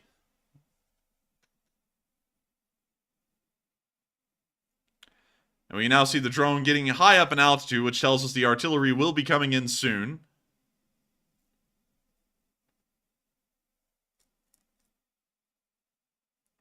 And I'm telling you, that poll just ain't fair. It ain't fair, Matthew. It's 61% long needle. Man, I'm telling you. Man, I'm telling you. Oh, man, I'm telling you. I get no respect around here. I went into Burger King and they said, oh, man, you're not having it your way. Oh, man, I'm telling you. But we can see the Ukrainian artillery hitting onto the Russian position. And when the Ukrainian artillery hit on the Russian position, it said, dang, man, are you made of sugar? Because you explosive when hot. Anyways, when you see the artillery continuing to land. Actually, that's salt. Salt's explosive when it's hot, molten salt, but that didn't work, so I said sugar. But anyways, we can see the artillery. You know, if you put a hay bale in a barn and it gets wet, as it gets wetter, it catches on fire. Actually, Did you know that? When it starts to dry out from being wet, that's when the little bacteria start to grow in it, and it could just spontaneously combust. I remember hearing the story. You know, our family out in Mississippi, they'll say, you know, I put some hay bales in a barn or something. It got wet, and all of a sudden, you know, it got so soaked it just caught on fire. It's like, what the hell kind of hay do y'all have? I never heard about that, but that's kind of crazy. And then you pull it up, and it's a whole thing. Like, it's an actual deal that farmers have to work with. So remember, folks, if you ever get into the farming business and you're baling hay for the winter, let this crap dry before you throw it into the storage buildings, because it will catch on fire when it starts to dry. It will spontaneously combust. How the hell do you put it out? Do you throw more fire on it? Or you don't throw water? Because that's what caused the fire in the first place, isn't it? No, I think you can throw water on it. It's just that the little bacteria like cause the fire. Seems like that would fuel it. I mean, we'll have to find out. We'll have to do an experiment on that one. And then Dingbat YouTube said, leave the doors open. Oh, that's what. Yeah, I think that's the answer. I think that really is actually the answer. Man, then you get a damn backblast from that thing. You go up to the thing one day saying, "Yep, I put up all my hay," and then you just hear whoosh, and you just see like a fire tornado come shooting out the front door. Oh man, that wet hay goes up strong. Like it, who would have known wet like hay was going to be the most flammable thing in Mississippi? Oh man, it's not the most flammable thing in Mississippi. You know what's the real most flammable thing in Mississippi? What's that? Liquor? I thought I'd say something bad. Oh, no. No. But we can see the Russians running away after the strike has ended up obliterating them. Man, Eugene Minton just said the farmers have to add salt to the hay. Now, that's actually new to me. I've never heard that before. So I'm guessing when the cows get the feed, they're just eating salted hay, which sounds like the most unappetizing kind of thing you could feed a cow. Make sure you salt your clay, Cletus. Salt your clay? I get that all screwed up. Make sure you salt your hay, Cletus. Man, you sit there, you never seen a farmer do that before. He's got the little salt shaker out, he's spraying it over a hay bale, and you go, man, I've seen things in my life, but I've never seen anything like this. Oh my God. And meanwhile, while we're just talking about hay being salted, we're watching this Russian squad here running for the hills because the artillery's gotten too much for them and they've lost their will. Their will has actually been... The Ukraine's salting them up. Man, you're just hearing the salt shaker in the background on these guys. Oh my God. Jeez. And when you see one of the rounds land where they last were, but they're well gone from there now, and they're running back into the background. This actually looks like it's... You know, I don't know what the hell it is, y'all, because... And some people think I'm actually bragging when I say this, but I'm actually incredibly shocked. Is that you can see Verkno Kamyanka back there in the background. And whenever I put down these clips on the map nowadays, I just kind of know the division names and where they are. And so I just kind of, you know, I don't know how good this sounds. I actually largely eyeball where the clips would be. And I threw it down pretty much right where it is because you can see this massive refinery right there in the background over there. So the clip location marker on the map is actually accurate, which blows me away because I don't really put as much research into throwing those things down on the map like I used to. But they're off, you know, they're off for the mountains, off for the hills.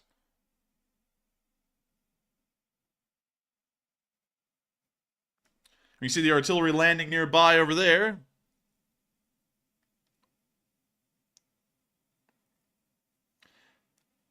And we see the Russians still trying to run for it. They're not really running anymore. They're kind of doing that shimmy that, like, you know, older folks do when they're going on a jog, but, you know, the arthritis is setting in. You can see that right there. That's kind of how I jog, and I'm not even old. Oh, man, and some of them are having... I got a little warning coming up here, a little 18 plus, I'm seeing.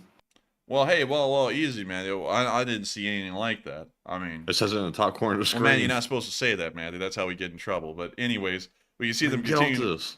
Well, Matthew, no. We gon' People are warning us. Man, okay, then. All right, then. Everyone wants to run the show for me. We'll stop it right here. But if y'all want to see the rest of it, y'all can, of course, go click on the link in the description. Of course, I have to say this, though, now that Matthew's pointed it out, because someone go, oh, look, it's our chance. Report it. We did not show anything that is against the YouTube community guidelines. Nothing was graphic in that video. It also was being used for educational and documentary purposes because this is a news channel and we are using it for that purpose. So for every single reason in the book, it does not violate the community guidelines. So with that, we're now going to be moving on from that clip and on down into the southern area of Bakhmut because a decent amount of action has been going on here. We have not heard of any large frontline advances in this area by either side, but we have seen some heavier fighting happening in the area.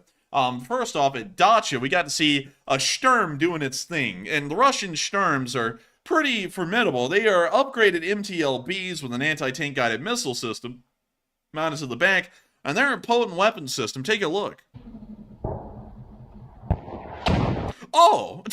Oh, dear. Oh, man, it got hit by a Stugna. Look, there it is, right there. There's the Stugna missile. Look at that. That's a flat tank. Oh, it's a little MTLB that they're using right there for that thing, but it's gone for sure now. Yeah, the cameraman, is he all right? The cameraman's always fine, Matthew. The cameraman, he's always... Matthew, you're trying to get us age restricted tonight. The cameraman is A-okay. He wasn't... Well, the answer I was looking for was the cameraman never dies. That was the answer. Cameraman never dies, man, but you're asking questions like that. It's scaring me, man. It's scaring me. But moving on from that, and moving on into our next clip, we can see the Ukrainian Chechens, which is the Mansur Battalion, firing off a 120mm mortar. Well, you see they got the cheese rags on the back of it. And that thing be cheesy, you know what I mean? And we see they're about to fire the mortar. And they're firing it. We didn't really get to see that much. But we got to see the mortar a little bit right there.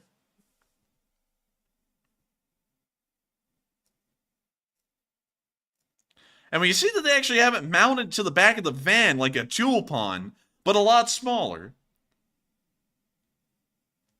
We see them firing it again. We didn't really get to see the mortar a lot, but we did get to see how the crew was operating, which is pretty neat to say the least.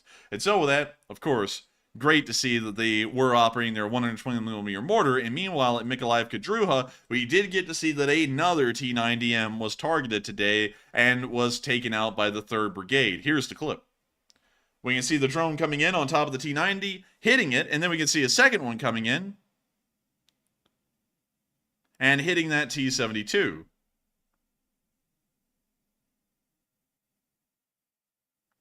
And so with that, that's the end of that clip right there. Of course, absolutely wonderful to see. And Matthew, those guys are fine, Matthew. They are fine. Nothing happened. They all ran away. They're all good. Yeah, they're fine because the channel changed before they were able to, you know, finish the show or whatever. It went to this, like, you know, this fake channel right here, this test channel. What? You know, when you change the TV, it goes to this, like, sketchy-looking channel right here, this black and white screen.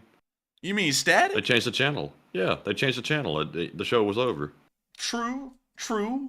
Moving on into that one went straight over your head. Yeah, that one actually, man, I gotta tell you, man, I hate to say it. Oh, man, I'm telling you. I am, I hate to say this again tonight because I know I said this tonight as well, but I'm actually, like, flat out exhausted tonight. Almost fell asleep before the stream about 20, 30 minutes before. I've been absolutely worn out because sitting around at law school, like I'm in an airport terminal waiting to get on to Delta Airlines Flight 397 every single day is mentally wearing me down a great deal.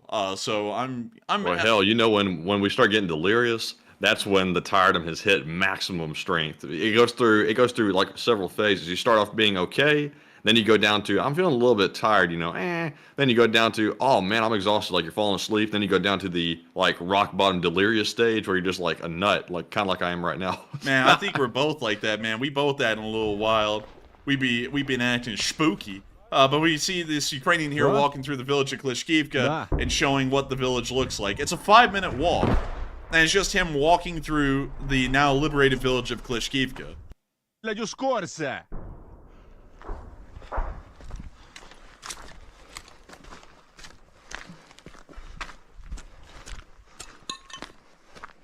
Oh.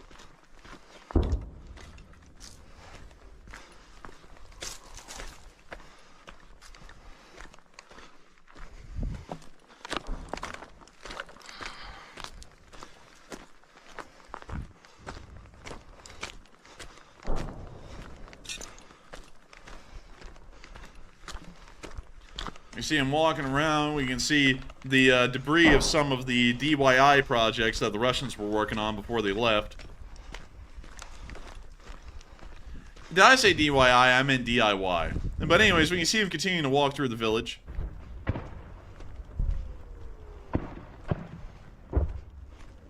Just hearing the sounds of the battle going on in the background. A little cry for help there. I gotta be honest with you, man. That's how I feel right now. That's me, man. Oh. It almost sounds like, oh man. And we see him getting a fist bump in the middle of the battlefield. A battlefield fist bump.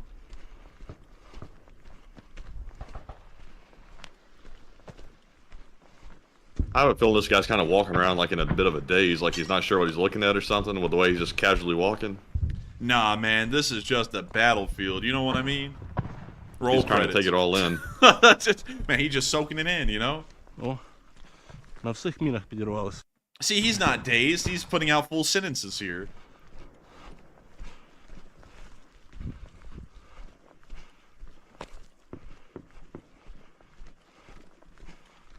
And I see a lot of people saying that the village is destroyed, and it is. And it's, of course, horrendous, but it's great to know that the Ukrainians do have it back in their hands. Because while the village, of course, isn't livable now, and they're not actually taking anything back of value, you know, as far as living quality or anything, it still does stand as a village and a target to take. So it's great to know that they were able to retake the village at this point in the battle. We can also see an abandoned BMD-2 right there, probably from the Russian VDV units that were here defending Klishchiivka before they were moved down to Robotny a few weeks ago. We see him spitting at that one. He didn't like it much. We hear a little bit of rifle fire out there.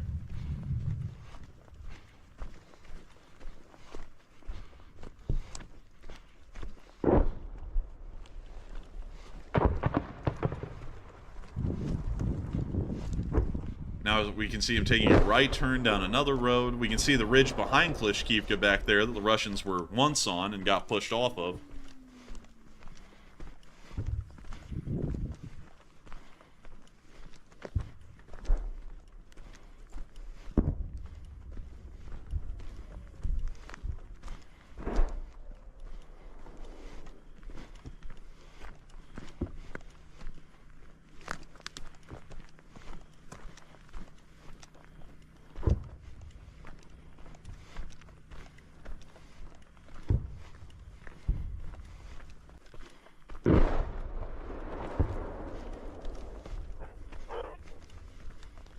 I don't know what that was.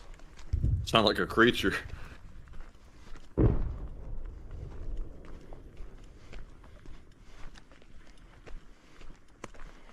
Man, that was the damn skinwalker coming out of the garage that's been feeding on Russians for months.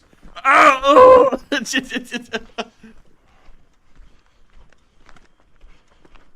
I'm just scrolling through Twitter here to see if any breaking news is going on, like I typically do during the stream. But I'm seeing some folks catch on to the fact of that story we brought up earlier in the stream about the Russian submarine commander being killed, and everybody's noticing that how does a submarine commander get killed in a landlocked country like that?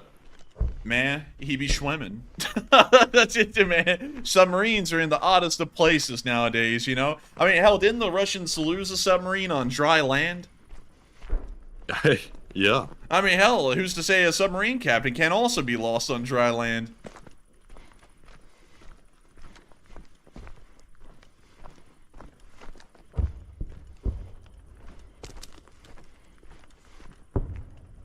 Also, by the way, for some folks who may not be from the United States, this is what public hunting land sounds like during hunting season. You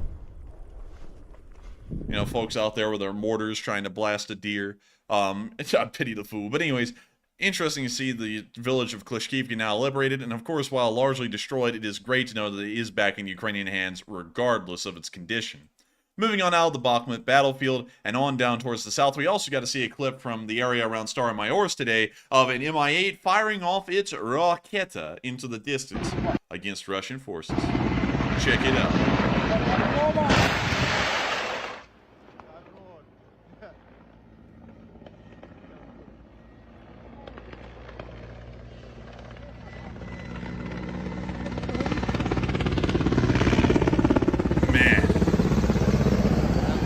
That's a menacing helicopter. Yeah, look, there's the other one. That's it in there, man. Really menacing.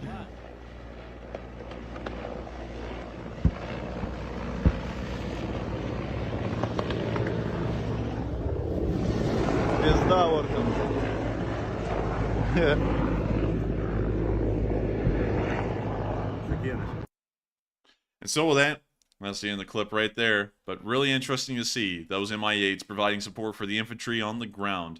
Moving on from that and on over towards where we almost started the beginning of the stream tonight, we are going to be moving on behind Ukrainian lines where we got to see a APR-40 MLRS provided by Romania in action.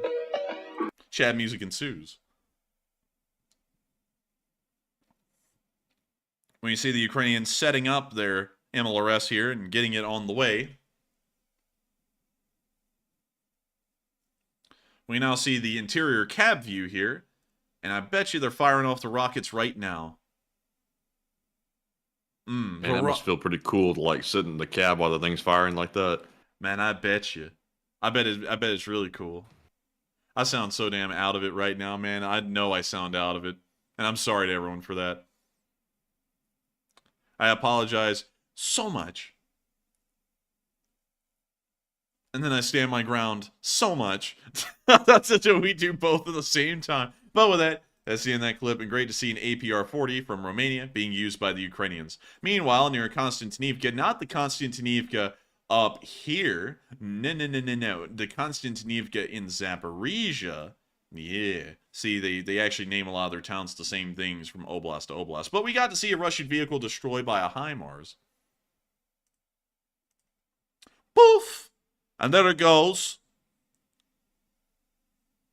It's going like my willpower to keep on going, and we can see the vehicle on fire right there. Of course, the HIMARS was very successful and brought the high power to that high vehicle. And with that, we're going to be moving on to the area of Kinsky Rozdori, where we got to see how badly things have been going for the Russians, according to the British Ministry of Defense. Today, on the 21st of September 2023, it is the anniversary of the announcement of the 2022 partial mobilization, which saw around 300,000 Russian reservists called up to serve Ukraine. Does that hit you like a truck, Matthew, that it's been a whole year since that happened? It feels like it was yesterday. It does, doesn't it? It's so weird because that was actually well into the war when it happened. It was like 7 months into the war, and it feels like yesterday now, and that was 7 months into the war. But absolutely bizarre to see it's the year anniversary of the partial mobilization. On the 15th of September 2023, Russian State Duma Defense Committee Chair and former General Andrei Kartopolov reiterated that mobilized personnel were obliged to serve for the duration of the special military operation. In a new admission of the stark situation at the front, he also said that it was not possible for personnel to be rotated out of the operational zone during their service, meaning that once you enter the operational zone, you never leave until you're dead. The absence of regular unit rotations out of combat duty is highly likely one of the most important factors contributing to low Russian morale and the Russian army's failure to conduct higher-level training since the invasion. The lack of such training is highly likely contributing to Russia's difficulties in conducting successful, complex offensive operations. And that's the situation we're getting from the British Ministry of Defense right now, which I bet is keying y'all in to how bad the Russian army's real condition actually is. Moving on out of that area and towards Kherson, we also got to see that Russian forces were hit along the banks of the river today by the 406th. When you see the 406 lining up the shot, it appears to be a Gyantsant B, according to the caption, and it's about to be a Gyantsant Nil. And there it goes. It was a successful hit in every measure of the way.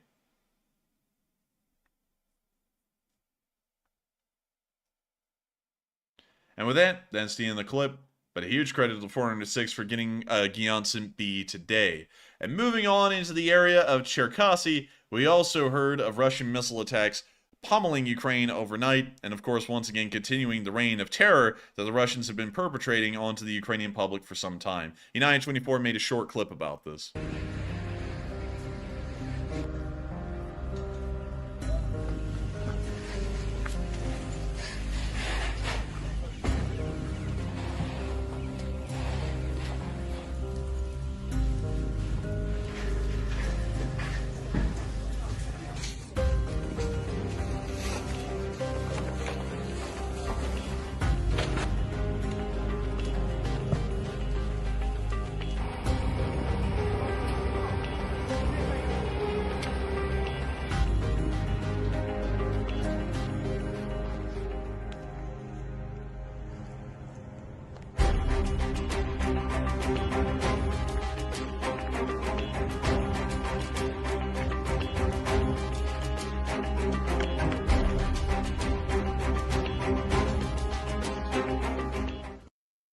And that's the end of the clip, but showing the missile attacks that just occurred overnight inside of the nation of Ukraine, and of course, very unfortunate to see.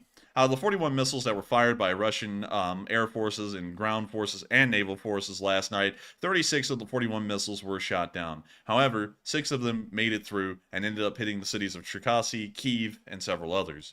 Of course, people have been injured and killed in these attacks, once again reiterating the idea and concept that the Russians are a terrorist state hell-bent on causing absolute pandemonium and panic amongst innocent Ukrainian citizens who largely have no involvement in the war effort or the war beyond their existence within the nation the Russians are at war with. But moving on from that news, we're now going to be moving on to Kyiv, because I have to show you all this, and I know this tonight. We actually have a speech from President Zelensky tonight. We didn't have one earlier, but it appears it showed up somewhere in between the streams starting and now. So, without further ado, here is the speech. Бажаю здоров'я, дорогі українці, українки. Дуже важливий візит в Вашингтон був, дуже вагомі результати. Зустріч з президентом Байденом і з його командою. Є новий оборонний пакет, ППО, артилерія, снаряди, інженерні засоби. І довгострокова домовленість. Будемо разом працювати, аби спільно з Америкою Україна виробляла необхідну зброю. Це новий рівень нашої єдності, копродукція в оборонці зі Сполученими Штатами – це історична річ. Нова промислова база, нові робочі місця для обох наших народів. Україна зможе виробляти, зокрема, ППО. Готуємось створити нову оборонну екосистему разом зі Сполученими Штатами, щоб виробляти зброю, щоб разом ще більше посилити свободу і захист життя. Це матиме глобальні позитивні результати. Я дякую, пане президенте. Дякую, пане президенте Байдене. Дякую Конгресу, обидві партії, обидві палати. Сьогодні почав день в столиці Америки саме з Конгресу. І дуже відвертих, детальних розмов. Я відчув довіру, яка завжди є основою єдності, чіткі, відверті запитання членів Палати представників та сенаторів. Прямі відповіді. Для України це пріоритет, щоб в наших відносинах з Америкою була необхідна прозорість. Були зустрічі сьогодні і в Пентагоні. Важливі розмови про оборонну підтримку, важливі домовленості. Багато роботи було урядовців. Зокрема, сьогодні Мінстратегпром, міністр Камишин підписав угоди про співпрацю з 3 ключовими асоціаціями. Більш ніж 2000 оборонних компаній, американські компанії. Залучаємо до роботи в Україні. Є меморандум про енергетичну співпрацю. Принципові речі обговорили сьогодні про відновлення України після бойових дій. Обговорили і посилення інституцій нашої держави, аби очистити Україну від будь-яких ворожих та корупційних впливів.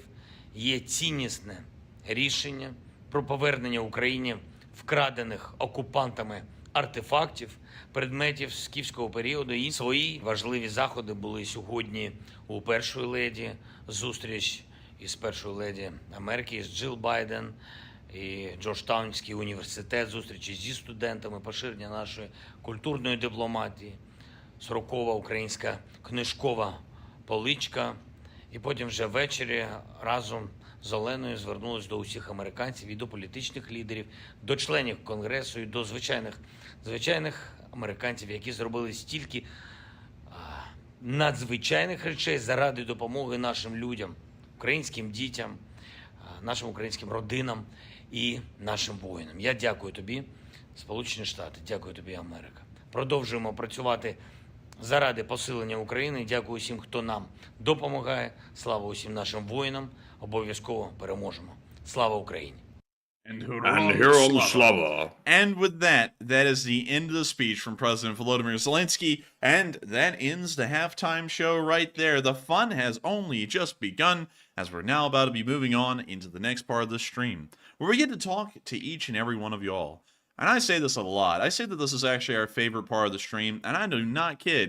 It is, because sometimes y'all bring up really cool stuff that isn't really about the war. And of course, this channel is about Ukraine. It covers the news of Ukraine each and every day and each and every night. But I always find it fun to take a moment with y'all and just talk about things that interest y'all sometimes that may be outside of the war. Like the places that y'all live and cool facts about it. Because I know that SYI Tiger is here with us tonight, and he's, of course, I think, sharing some facts about Unikalit with us. And I find things like that to just be some of the coolest things we get to talk about on this channel. And of course, some people are like, what, you don't find Ukraine to be cool? Oh, no, I find Ukraine to be cool. It's just that when you do that for 60 hours a week, and that's all you do, it is always interesting and very neat to hear about a couple of other things outside of Ukraine. And that's also why I just love the question segment. Some of y'all just have funny jokes or throw in interesting things about where y'all are from, or just other stuff, historical facts that are incredibly neat. And also things like Lidl, like Lidl Neef, or Needle Leaf. But with that, we are moving on into that segment. And so what do we got, Matthew? All right, so our first poll says, the U.S. says the first Abrams tanks will arrive next week, and how will this impact the war? 64% said it will simply be a good help. 22% said it will allow Ukraine to win the war fast. 8% said it will not have any impact, and 6% said unsure. And for me, I think it'll be a good help. I don't think it's going to be revolutionary or anything like that, because they already have some pretty potent tanks, but it will certainly be a pretty big help. But Enforcer, what say you? Whoa. I don't know what The you're saying. U.S. says the first Abrams tanks will arrive next week, and how will this impact the war? I think that's going to be great, Jack. I think that's going to be incredible. That's wonderful to know that they'll be arriving within a week. That's actually a lot quicker than we thought they would arrive. We thought they were going to arrive near the end of this year, so that's actually been accelerated quickly compared to our time scales. So great to hear, and I think it will be a massive help. And so with that, we are on to the next one. All right, and our next poll says, if Ukraine gained air superiority, should they readopt Western warfare strategies? 48% said yes, they should follow U.S. advice. 27% said no, they should stick to their own. 13% said they will never have air dominance, and 12% said unsure. And on this one, I think if they gained air superiority, if they got enough jets to be able to have dominance over Russia in the skies, I would say they should probably follow U.S. advice, because we operate under that premise right now every single day. So we're probably better equipped to say what works and what doesn't. But right now, since Ukraine doesn't have air superiority, I guess it's better if they stick to their own strategy if they determine that's the best thing for them. But Enforcer, what say you? I would say that Ukraine should probably try and implement a Western doctrine once they get aircraft, because they will have the holy trifecta of everything they need to be able to operate like a Western military at that point. So with that in mind, I would say they should certainly go back to using a Western doctrine once they get aircraft, because if they didn't, they would be knocking Western doctrine before they tried it. And I know the Ukrainians, in this instance, are acting like they are a little bit better than the United States, at least in doctrine. And for the moment, they're kind of right, because the Ukrainians don't have everything that we have that makes our doctrine work. But the United States doesn't spend $800 billion at this point a year on our armed forces to end up having mediocre doctrines. Our doctrines are some of the finest in the world. You won't find anyone out there that has as successful a doctrine accompanied with training, morale, and equipment like the United States has. And so I would say that once you get abilities that are largely on par with the United States, you need to start following American doctrines to a T. And so with that, I hope that does address that fairly well, and we are on to the next one.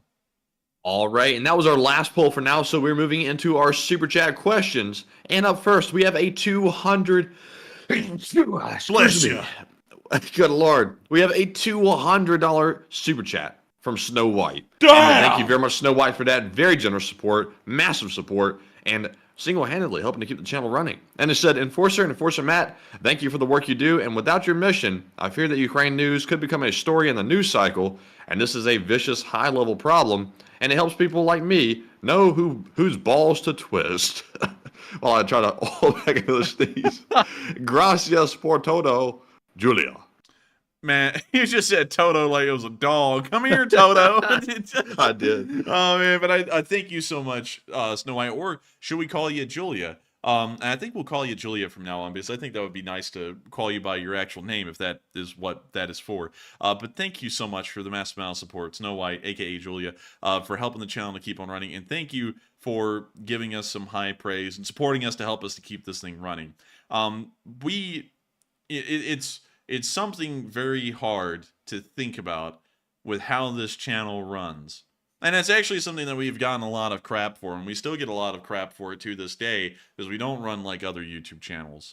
We don't have memberships, we don't have sponsors, we don't run ads. Well, we do run ads. I will say this, we do run ads on our videos, and we actually have had a sponsor once or twice on a video or two here and there recently, trying that out, because one, well, I'm not actually going to get into the exact reason behind that, but it was to see if, if everything went from bad to worse, there would be a way for us to actually keep this thing running.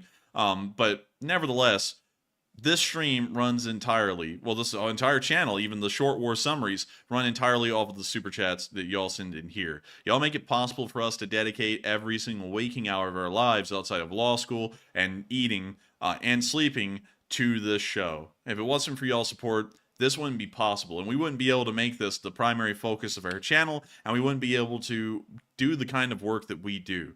And I gotta thank you so much for the high praise, Snow White, and helping the channel to keep on running, because if it wasn't for folks like you who send in support, and of course this is incredibly massive support, we wouldn't be able to make this the priority focus of our channel. And so thank you so much once again for the incredible amount of support, Snow White, because folks like you have helped to make this channel possible and will help to continue making this channel possible on into the future. And so, thank you so much once again. I hope that does address that further well. And with that, we are on to the next one.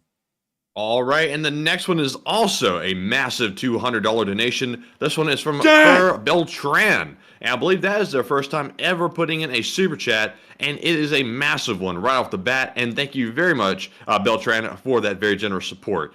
And I said thank you for the tenacity and thank you for the effort you guys make to bring the truth to all. And I rush every night to be here. And gracias, and keep up the amazing work you both do. And Slav Ukraine. And thank you very much for the kind words as well. It's very kind of you. And thank you, thank you very much for the support for Beltran. Of course, one of our Canadian viewers, and that's something that's really cool about the Lee Spring Army, is that it is spanning across the entire globe. There are Lee Spring Army members from every single corner. And also, I have to clear this up because some people come in here and they don't know this. You do not have to send in a super chat to be a Lee Spring Army member.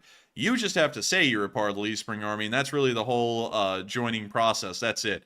So you don't have to send in a super chat or anything like that. It's not a pay-to-play thing. It's free. If you want to be a part of the LSA, you just have to say it and believe it, and you're a part of it. But I got to thank you for helping us to keep this thing rolling, and it's so cool to know that we have so many Lee Spring Army viewers from America's northern neighbor, Canada. And also, thank you so much for the kind words as well. We try our best to make sure that the news is as accurate as possible. We try and make it as good as possible, and I feel that we actually have a good moment here. We actually had a bad moment today when I uploaded the wrong freaking video file. It was 3 days old, and I uploaded that today. It was the wrong one, so I had to delete it and put up today's because I accidentally mismatched them. But we had a really good moment tonight since we waited on covering the news in between Ukraine and Poland, because we dodged a bullet that a lot of people weren't smart enough to dodge. Because Matthew and me both saw that the twist on that story was a little too strong for it to be an honest story that was being put out there. And so we decided to wait, and our waiting paid off in that one moment. It's one of the few moments we didn't report on a story outright. And I got to say, I'm actually very proud of that moment. You know, there's no one out there that pats us on the back except for ourselves. And on that one, I'm going to have to give Matthew a huge pat on the back, because he was the one who made that video that day and then took it down and told me that he thought that the stories that were being put out were biased and skewed. So a huge credit to Matthew. I took the L on that one in our own way, but really it was actually a W, because if we'd have published that, left it up, then we would have had probably 100,000 people, which is the average views we're getting on a video now, believing this propaganda. So, you know, luckily our gut told us to take it down, and we did. It's still private on the channel, but I'm going to end up deleting it, truthfully, because I don't like to see videos that aren't published in the dashboard. But I think that was a good call. It was an amazing call. It was the best one we could have made. And I got to thank you so much for Beltran for supporting us and hopefully appreciating decisions like those, because I believe that's what makes the Enforcer channel the Enforcer channel. Every channel makes mistakes, so I never really go down on others too much. But some channels, and I'm not going to say who, have had too much pride in over this war, that sometimes when things are wrong, they don't take them down. In fact, they'll double down on them and act like it's true. And we try our best to not do that in every situation possible. But with that, thank you so much once again for support. I hope that does address that further well. And thank you for being a massive member and a massive help in keeping this channel running. And with that, we are on to the next one.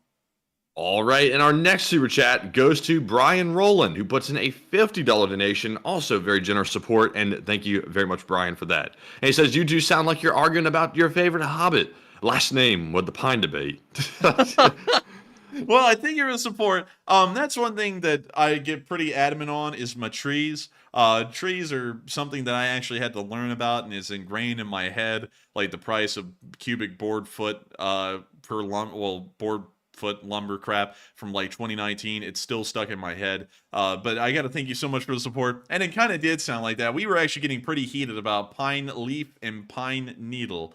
Well, actually, long leaf and long needle. I even forgot what the actual name was then. But still, thank you so much for the support of this channel to keep on running, and I'm glad you enjoyed what is going to turn into off-screen a screaming and yelling match like reality TV has never seen before. And I'm just kidding, we won't. We're probably going to fall asleep literally once the stream ends. But still, thank you so much once again for support. I hope that does address that fairly well. And with that, we are on to the next one. All right, and our next one goes to Travis Spittler, who puts in a $50 donation, and it does not leave a comment. But Travis, thank you very much for that support. That is his first ever super chat of the channel. We have a ton of first-time donors coming out tonight to support the work we're doing here on the channel. And once again, big thanks to all of you for doing so, because it does help keep us running. And even though we have a bunch of people running around hating on the channel and the fact that we raise support to keep it running, we do appreciate all of you, and don't let that crap get to you that you see running around on Twitter, because I've seen a lot of negativity running around on Twitter right now, actually. People out there posting nasty things about us for no apparent reason except to defame us, and I hate to see it. But, you know, the LSA is strong, and, you know, the haters can shut up. I don't but unfortunately, I'll say you. I don't even really give it the time of day anymore that much. Of course, we're going to go get the main guy because he was the one who started this crap and lied about it. I'm not going to make any qualms. We are suing the guy. It's a lawsuit. He will get what's coming to him because what he did was pure defamation. But moving on from that, it's been clear since the first day of this channel how it has run. Once we were monetized, the first night we were monetized, I came on air and I laid out the law of this channel that has gone, it's been this way since the start. Super chats support the channel. Sunday fundraisers are to support Ukraine. We don't have any control over what goes where. Y'all are actually the ones who dictate where your money goes through your decision to send us a super chat and help us keep this thing running, or withhold your support if you want and wait until a Sunday fundraiser, which some people do, and then they support the Sunday fundraisers only, and they actually don't support the channel at all. And that's fine. That's your decision. But I think that's the best way to run this channel. Instead of sitting there like some people go and they try and tie supporting Ukraine to supporting them, where they go, oh, give me $100 and then I'll try and figure out a way to give some of that to Ukraine, and then you really don't know how much they're giving to Ukraine versus how much they're keeping. We don't like doing that. And I've had a very strict way of running this channel since day one. And it's actually the most transparent way we can make it. Some people, and some people find it very humorous, I guess, to say that we are as little transparent as possible. And I always find that to be just silly, because y'all can actually see every single dollar that we make coming in through the live chat. Like, the super chats are there. Like, beyond that, we don't really make anything at all on YouTube. The ads don't hardly give us anything. And so y'all see everything right there in the live chat. It is as clear as it could ever be. It's as transparent as possible. And so I always find that incredibly weird that people say that. But nevertheless, I do thank you so much once again, Travis, for continuing to help this channel and helping us to keep it running. As while you didn't throw in a comment, your support helps us to keep this thing going. But screw the haters, screw the bots. I'm just here running the show. I'm exhausted as hell, and I can really give a damn what they have to say. These people are psycho and have nothing better to do with their lives. But with that, we are on to the next one. All right, and up next, we have two super chats from Duncan VR. We have a $25 and a $20 donation, and thank you very much, Duncan, as always, very much for that support. And he says, and the first one, Matthew, Baba was doing his law school assignment, moo rough, and he had a mind freeze, boo, ma, wah.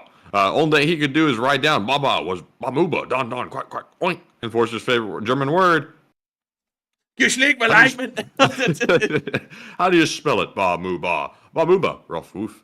And I gotta tell you something, Duncan, on a serious note, after the animal noises, and of course, love the animal noises. I actually took a midterm today in my Civ Pro class. Ended up making about an 82 on it. Not too bad for my first real grade in law school. To be honest with you, I would like to have made an A on it. But by the time the curve ends up coming in on that grade, it'll probably end up being bumped up to an A. But not too shabby for my first one. Also, got another grade coming back on the citation test as well, which I still haven't gotten my grade. But I will be getting that shortly as well. So far, doing pretty good on the grades. But Enforcer, what say you? So far, I've been doing pretty good as well. I made a B on my first test. It was a citation test. That was after the curve. And I found out that I landed dead average in the class. Not too high, not too low. Some people made as high up as an A-. That's what I heard. And then some people made as low as a C-. You know, grades don't really mean much in law school. You're at the end of the freaking road. You know, it's like, I don't really, like, I'm curious about what people made, but it's not like I'm going to judge them on that, because it's like, does it even matter? And it's like, also, why in the world would I care, like, about judging someone off of the grades they made? If you were here for what I said last night, you'll know why I'm saying that, because, you know, after the test came out, of course, naturally, everyone wants to know what each other made, just because it's not like a pissing contest, or well, yeah, like someone said, it's not a pissing contest. It's just that you're interested in what folks you know made, you know, and also to get a little bit of extra information. Like, if you need to study with anyone who made a high enough grade where you go, oh, they know more than me, I should study with them, stuff like that. And some people got incredibly offended by me asking that question. And I was like, I don't know where in the world just changed overnight, where asking people about their grades is unacceptable nowadays. But I'm doing pretty well. On my first test, first graded assignment ever in law school, I did pretty good in my opinion, because I was expecting to make a B-, and I made a B. So with that, I hope that does address that fairly well. Thank you so much once again for support and helping this channel to keep on running. And with that, we are on to the next one. All right, and our next one goes to Wilness LSA SA, who puts in a $20 donation, and he says 3,500 Russians will be asked to leave Latvia. Long live LSA. And long live the Leaf Spring Army. And very interesting here that 3,500 Russians will be expelled from Latvia. I guess you could say that they're having those ogre feelings right about now. Get it? Because it's a town called Ogre. Man. But still, very interesting here. And thank you for sharing that with us, because I actually hadn't heard about that until right now. And so with that, thank you so much once again for support. I hope that does address that fairly well. And with that, we are on to the next one. All right, and up next we have a 20 from that mom as well as Joseph Peroni, and they each put in a 20. And no comment, sadly, on either single one of them. But that mom and Joseph, thank you very much, like the rest of you, for supporting the channel and helping to keep us running. And Enforcer, what say you? And I have to thank both of y'all, that mom and Joseph, for helping this channel to keep on running. And of course, that mom, I've got to throw it in. I know you didn't say it, but call your family, dagnabbit. Y'all need to call your freaking families. But still, thank you to both of y'all once again for the support and helping this channel to keep on running, because the both of y'all have helped make this channel possible again for another day. And if it wasn't for folks like y'all, this wouldn't be possible. And so thank y'all so much once again, and long live the Leaf Spring Army. And with that, we are on to the next one. All right, and I'm seeing some folks say congratulations on the midterm and all that good stuff, and thank you all very much for the congratulations. But I gotta say, I know some of you in the live chat have been to graduate school, but it is a pretty good bit of pressure to know that the final exam, which is worth probably 80% of the entire overall course grade, will basically dictate whether or not you you make a B, an A, or whatever, and there's no redemption beyond that. It's not that daunting because it's not as difficult as I thought it was going to be, but at the same time, it still is going to take some studying to make sure, you know, we don't fail it or bomb it or anything. But man, I tell you, it's sweet. Graduate school is nice. Enforcer, how do you feel about it? Oh man, like, being completely honest, I'm not really having a fun time with it. You know, it is what it is.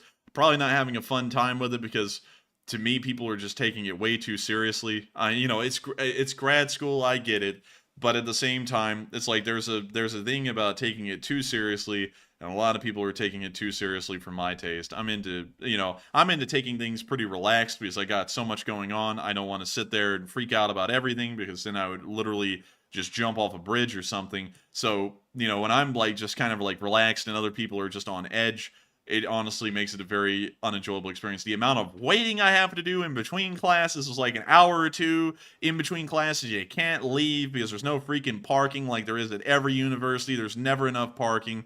And you just have to sit around for hours doing nothing.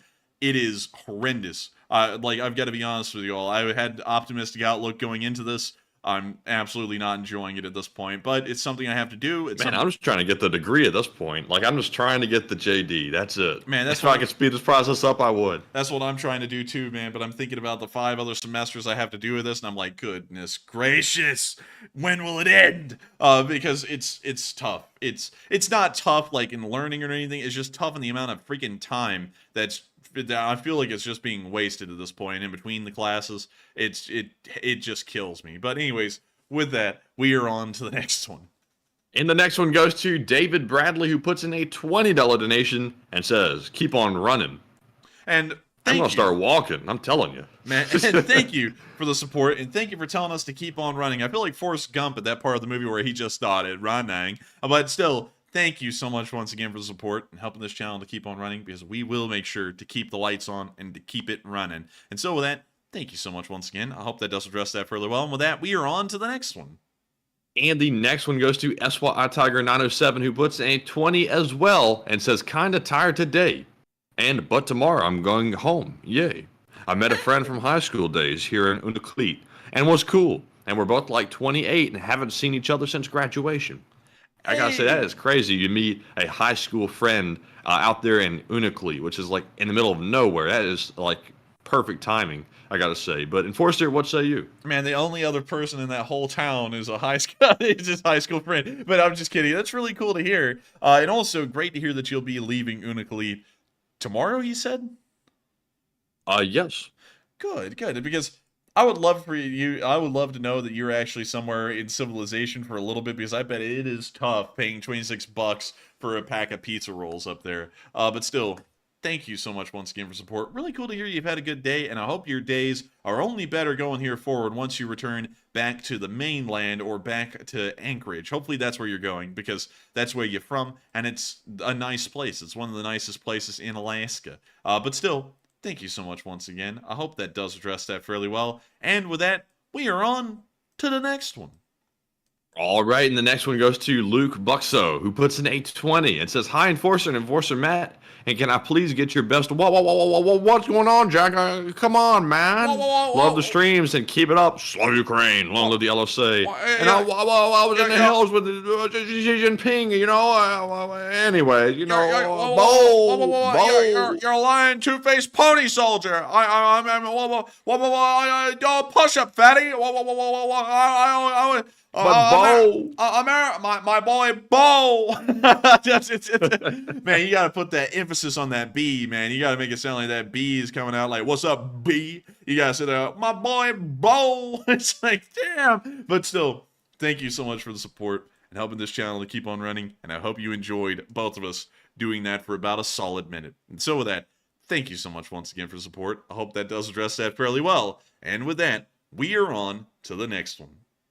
And we have another super chat from SY Tiger 907, who puts in a 20 yet again and says, "If you want, you can see my pictures for the fueling barge in Unakleet, and they're on my channel. If no, it's fine, but was a beautiful morning though." And I thank you so much for the support, SYA Tiger. Sadly, there probably wouldn't be a good way for us to check out your YouTube channel right now on stream, but I will try and check it out after stream.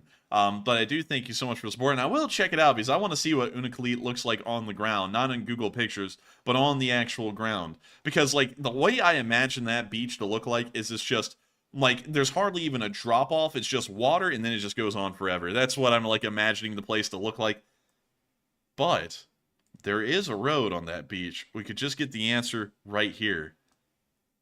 It's frozen. Look at this beach. It's frozen. Son of it's a frozen. beach! Oh my lord, it really just does, like, turn into the ocean out there. There's not really a lot in between the ocean and Unakleet, but that is wild. Man, I know y'all got some like those secret government experiments going on out here. Like, there's no way. Look at these antenna things like sticking up. Are those like windmills or something? I think so, but Matthew, you know what this is? Shadow Wizard Money Gang. We love casting spells. That right there, the rumor has it, that thing will detach from the pole and take off and fly to Russia and take everyone out if the war really breaks out bad. Man, see, you know what they're saying is that that's the government laser that can't burn the blue roof buildings. That's why some of the buildings in Unakleet have blue roofs. For the love of God, everyone get out of there! You've heard about LiDAR. We've all heard about that, the LiDAR lasers, but we hadn't heard about that new stuff, that's off the menu they hadn't told us about yet, that MIDAR. Man, you know what they haven't told us about is that stuff that so and so was talking about that isn't on the menu. You know what I mean? They haven't told us about that. But anyways, thank you so much once again for support, SYI Tiger. I don't even know what the hell we're talking about right now about Unicalid, but I will make sure to check out your YouTube channel after the stream. And so with that, thank you so much once again for support. I hope that does address that fairly well. And with that, we are on to the next one. All right, and our next super chat goes to Travis Spittler once again, who puts in a $20 donation. And thank you very much, Travis, with the T for the profile picture. Very nice. He says, is there an update with Belarus entering the war, and what is their plan? Belarus is probably never going to enter the war. Their plan is to kind of support the Russians, but not get directly involved. That became clear after about the first 90 days of the war, because that seemed the most likely that they would join. And then they never did, and it doesn't appear that they will since then. And so that seems to largely be the plan for Belarus right now, is to kind of sit idly by and just watch everything go down. Because they've tried to get involved. There are heavy rumors and suggestions, even inside Belarus, that there would be some kind of an attempted coup against Lukashenko from the military and the public as well. And so with that, thank you so much once again for support. I hope that does address that fairly well. And thank you, Travis Splitter, for your second support of the night, and once again, helping us to pay the bills and keep the lights on. And with that, we are on to the next one. And the next one goes to Jared Mashenko, who puts in a $12 donation. And thank you very much for that support as well. And they said, I come home from work, I cook dinner, I do some chores, and then I watch Enforcer channel every night. F the rest. Damn. And you're the best. And this should become your careers, and you're great at it. Man, people are going to be running around going, oh, he beefing with everybody now because of that stupid shit. But we want all the smoke, all of it. Man, if you can't handle the damn smoke, you shouldn't be ordering the beef, honey. But anyways, thank you so much once again for the support and helping the channel to keep on running. I got to thank you for the high praise. I'm not one to say F the rest. We're on pretty good terms with a decent amount of YouTube channels. I think there's a lot of great YouTube channels out there. Like Real Engineering, can't recommend them enough because they subscribe to us as well, which really just blew us away, both Matthew and me. Mustard is a really good channel. It's not about the condiment. It's about vehicles that really didn't make it into proper service for the most part. A whole bunch of channels out there. Ocean Liner Designs is a great channel. I think there's a whole bunch of them that are wonderful. But still, thank you so much once again for support. Thank you for the high praise, and thank you so much for saying that we are your nightly watch. You come home, you cook supper, and watch this show. I like that schedule. I mean, I'm kind of biased, but I like that schedule. I like the idea of that. And so with that, thank you so much once again for being a dedicated member of the Sleeve Spring Army and helping this channel to keep on rolling. And with that, we are on to the next one. And the next one goes to JC Atkins, who puts in a 10. And so it says, for the Tactical Pizza Fund from your favorite LSA and Navy NCO. And keep up your studies and the great work, gentlemen. And gentlemen, this is Democracy Manifest. But still, get your hands off my... But anyways, thank you so much once again for the support of this channel to keep it running from our favorite LSA Navy NCO. And I've also got to thank you so much for the coffee and pizza rolls fun. We love it all, and we love the coffee the most. And so with that, thank you so much once again. I hope that does address that fairly well. And also, something, Matthew, that I was just thinking would be crazy cool is that if Real Engineering was watching right now, he would comment in the live chat. That would make my night because, I really like that channel. I think it's a really cool one. The last one I watched, in case y'all are wondering, from his channel was the Ocean Gate submarine one. He made a really good documentary on that. I think it was 30 minutes long, I think. And it talked about the build of the submarine and all of the physics behind it. It was a really good made video, great animations. I mean, if we could make videos like that, at that kind of quality, I would consider this channel to have peaked at that point. It's great stuff. But with that, I hope that does address that fairly well. And thank you so much once again for the support. And with that, we are on to the next one. And the next one goes to Craig Platel, who puts in a 10 and says, minefields in Kuwait were breached very quickly. Each U.S. Marine Corps division put 6 lanes through in less than 4 hours. And also GPS was not common in 91, and we used PLRS and map and compass mostly. Man, the Gulf War veteran just came in and schooled me, man.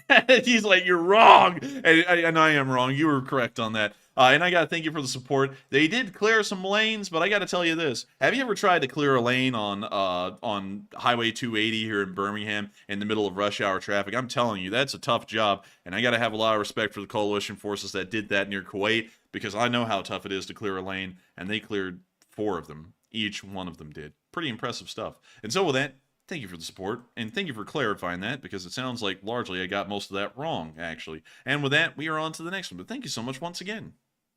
And the next one goes to Eternal Darkness, who puts in a 10 and says, did you guys see how NATO would Finnish Air Force made history by landing F-35 on road-based temporary airport for the first time ever? I actually didn't see that. I'll have to check that out, see if I can find a video of that, but very interesting here, and thank you so much for the support and sharing that neat little first in history with us. And so with that, we are on to the next one, but thank you so much once again. And the next one is going to go to Vance Hicks, who puts in a 5 without a comment, and thank you very much, Vance, as always, for that support. We also have a 5 from JMac, who says, ouch, that's going to leave a mark, and Slava Ukraine. And Slava Ukraine, and it will leave a mark. Wait, no, Matthew, let me get the woman right. Wait, stop. Oh,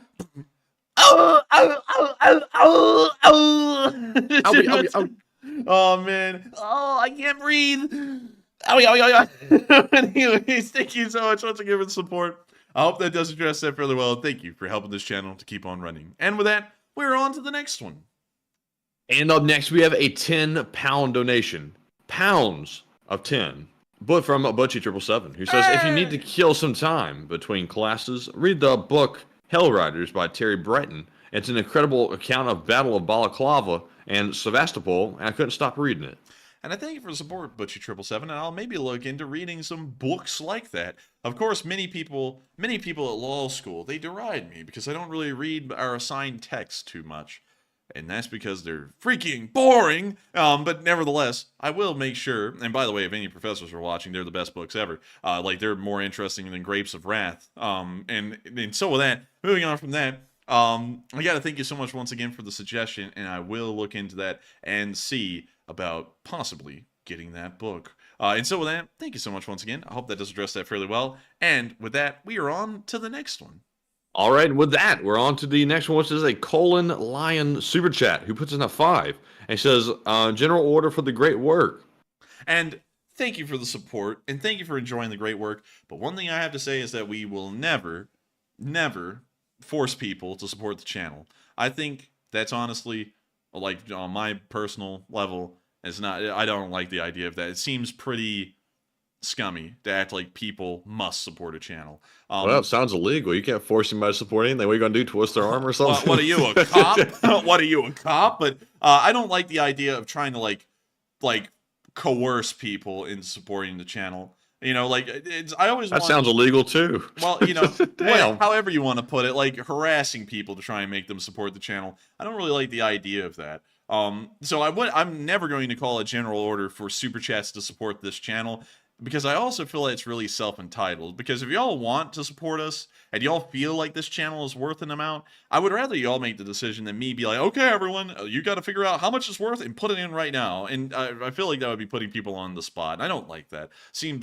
It seems rude to me, but I do like the idea, though. I understand that your intentions are honest and kind, but I never want to put anyone in that position supporting the channel. Fundraisers, though, is another story. Like, I will pressure the hell out of people to support a fundraiser because those are lives being saved. But for us, it's, you know, it's not as pressing or like an emergency. It's not like, you know, we're going to die if we don't get y'all support. But nevertheless, we do have to eat and everything, so that's a part of it, but still not as important as helping for surgeries and everything like that. And Matthew's like, man, hurry up, man. And so thank you so much for the support. I hope that does address that fairly well. And with that, we are on to the next one. And the next one goes to CK Bold, who puts in a 5 and says, take a live chat question. And we will grab a live chat, and it's going to go to Uncle Sam. And he says, Zelensky's request to address Congress was denied. Is that something to worry about in terms of continuing U.S. support to Ukraine?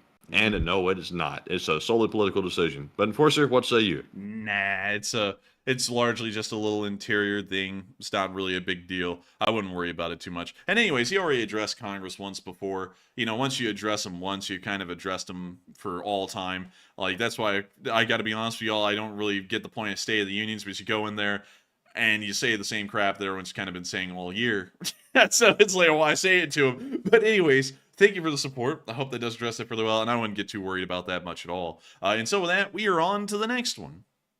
And the next one goes to Royal Castriata, who puts in a 5 and says, did you hear the Albanian prime minister telling jokes about Putin? Not only that, he mopped the floor with the Russian ambassador at the Security Council.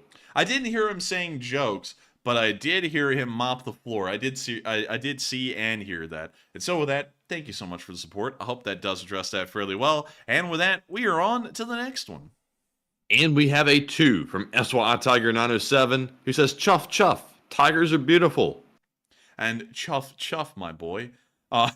Chuff, chuff, my young fellow. But yes, the tigers are beautiful. I really like them. I also like those white tigers. I don't know what they're called. Are they like the freaking albino Indian tigers? I don't know what they are, but those look pretty neat. I just don't know what their name is. But also the normal Bengal tigers. Those are really pretty looking too. I honestly think tigers are beautiful. Man, those Bengal tigers, the funny thing about them is they actually went into the pest control business a while back, 20 years ago or something like that. They created Bengal pest products to like kill the roaches and the ants and stuff like that. You can find it in Walmart. But Yeah, you can. Oh man, I'll have to be looking around for that, man, because they could give me some of that bangle. But anyways, I got that dog again. But still, thank you so much for the support. I hope that does address that fairly well. And with that, we are on to the next one. All right, and with that, we are moving into our live chat questions. And up first, we have our Morse code decoders of the stream: Cliff Simonson, Mark Hodges, Earl Bernew, Paul Schultz, and Tightlines LSO. They said, LSAers, tonight's Morse code cipher is, Russia is panicking over the sheer number of tanks crossing the line. Long live the LSA. And I gotta thank you so much once again for getting that Morse code message correct. And also, that's the sound of money. I forgot to say that part. But y'all got that Morse code message correct, and they are getting panicked. They are worrying, and they're shivering in their timbers. And so with that, thank y'all for getting that Morse code message correct. And tonight, we may actually be able to end on time. So we're going to be getting 3 live chat questions, and then we're going to be rounding out tonight's stream. But before we do, I have to thank Alex Yurchenko for a $5 super chat, where he said, Scooby Snack Fund, and good night. Go Lee Spring Army. And thank you so much for the Scooby Snack Fund. Like, Zoink Scoob, we're going to be fed. Ruh-roh, Raggy, sustenance. But still, thank you so much once again for the support, and long live the Lee Spring Army. And so with that, we are on to the third to last question of the night. All right, and this one goes to George Ferguson, who says, how many ships and boats does Russia have in the Black Sea? I actually couldn't really get you an exact number on that one, so I'm going to have to cop out and declare ignorance on that. So we're on to the third to last question of the night again. This one goes to Wandering, who says, when Russia loses the 3-day special military operation of theirs, will Putin be doing his best bird impression out of a window? And yet he'll be doing the thing called the crow. He'll be eating crow on the ground. He gonna be the biggest bird that day. But anyways, I would say it's a 50-50 chance. We can't always be certain on that kind of stuff, but one would think that that's certainly going to be a possibility if everything goes, and just tips over inside of Russia. I feel like that will probably be likely, highly likely. But with that, I hope that does address that fairly well. We are on to the second to last question of the night. And this one goes to the Magic Forest, who says, would you know why Putin wants Ukraine so bad? He wants it so bad for strategic reasons, specifically the port of Sevastopol and Crimea, and that's largely so that way the Russian Navy can go and mess with the United States and our interests in the Middle East, and also help out the Chinese in securing their interests in the Middle East against the wishes of the United States. That's largely the whole reason why the war is being fought, and it's also to try and create a buffer zone in between Russia and the rest of NATO. Because the Russians want one. So it's a multi-pronged reason, but those are probably the 2 major reasons why. And so with that, I hope that does address that fairly well. And we are on to the final question of the night. And so, who is the lucky last person through in the lucky last question of the night? And this one goes to Daniel Russell, who says, how many lines of defense does Russia have, and how far have the Ukrainians gotten through those lines? The Russians have 3 major defensive lines in the Surovikin defensive line. Not to say line twice, but out of that, they have gotten through the first and second one. The second one was crossed once they moved into Verbove. So based off of that, they have 1 more defensive line to go, and it is around the village of... It's around this village here of Otratuvate. And it goes from there over to Chernohirka and also over towards Shevchenkove over here. and then it terminates. So that's the third defensive line, though. Once you make it past there, the only thing left is the defensive ring around Tokmak, and then that's it. It's over beyond that point. Show's over. So with that, I hope that does address that fairly well, because the Ukrainians have made it through 2 defensive lines. They only have to make it through 1 more, but the problem is getting to that final front line. Well, that final defensive line.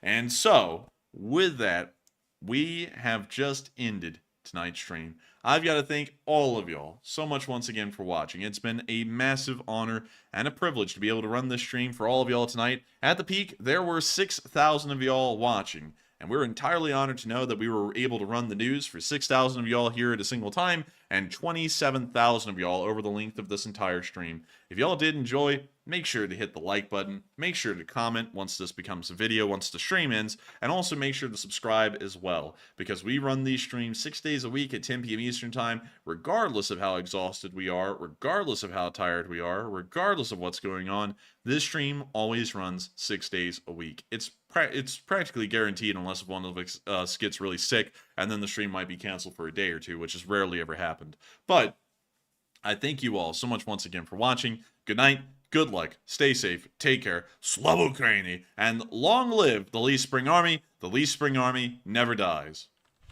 And good night, folks. See you all tomorrow. Get some rest. Slava Ukraine, Heroem Slava, and let's go Ukraine. Good night. Yes. The Lee Spring Army sends its regards.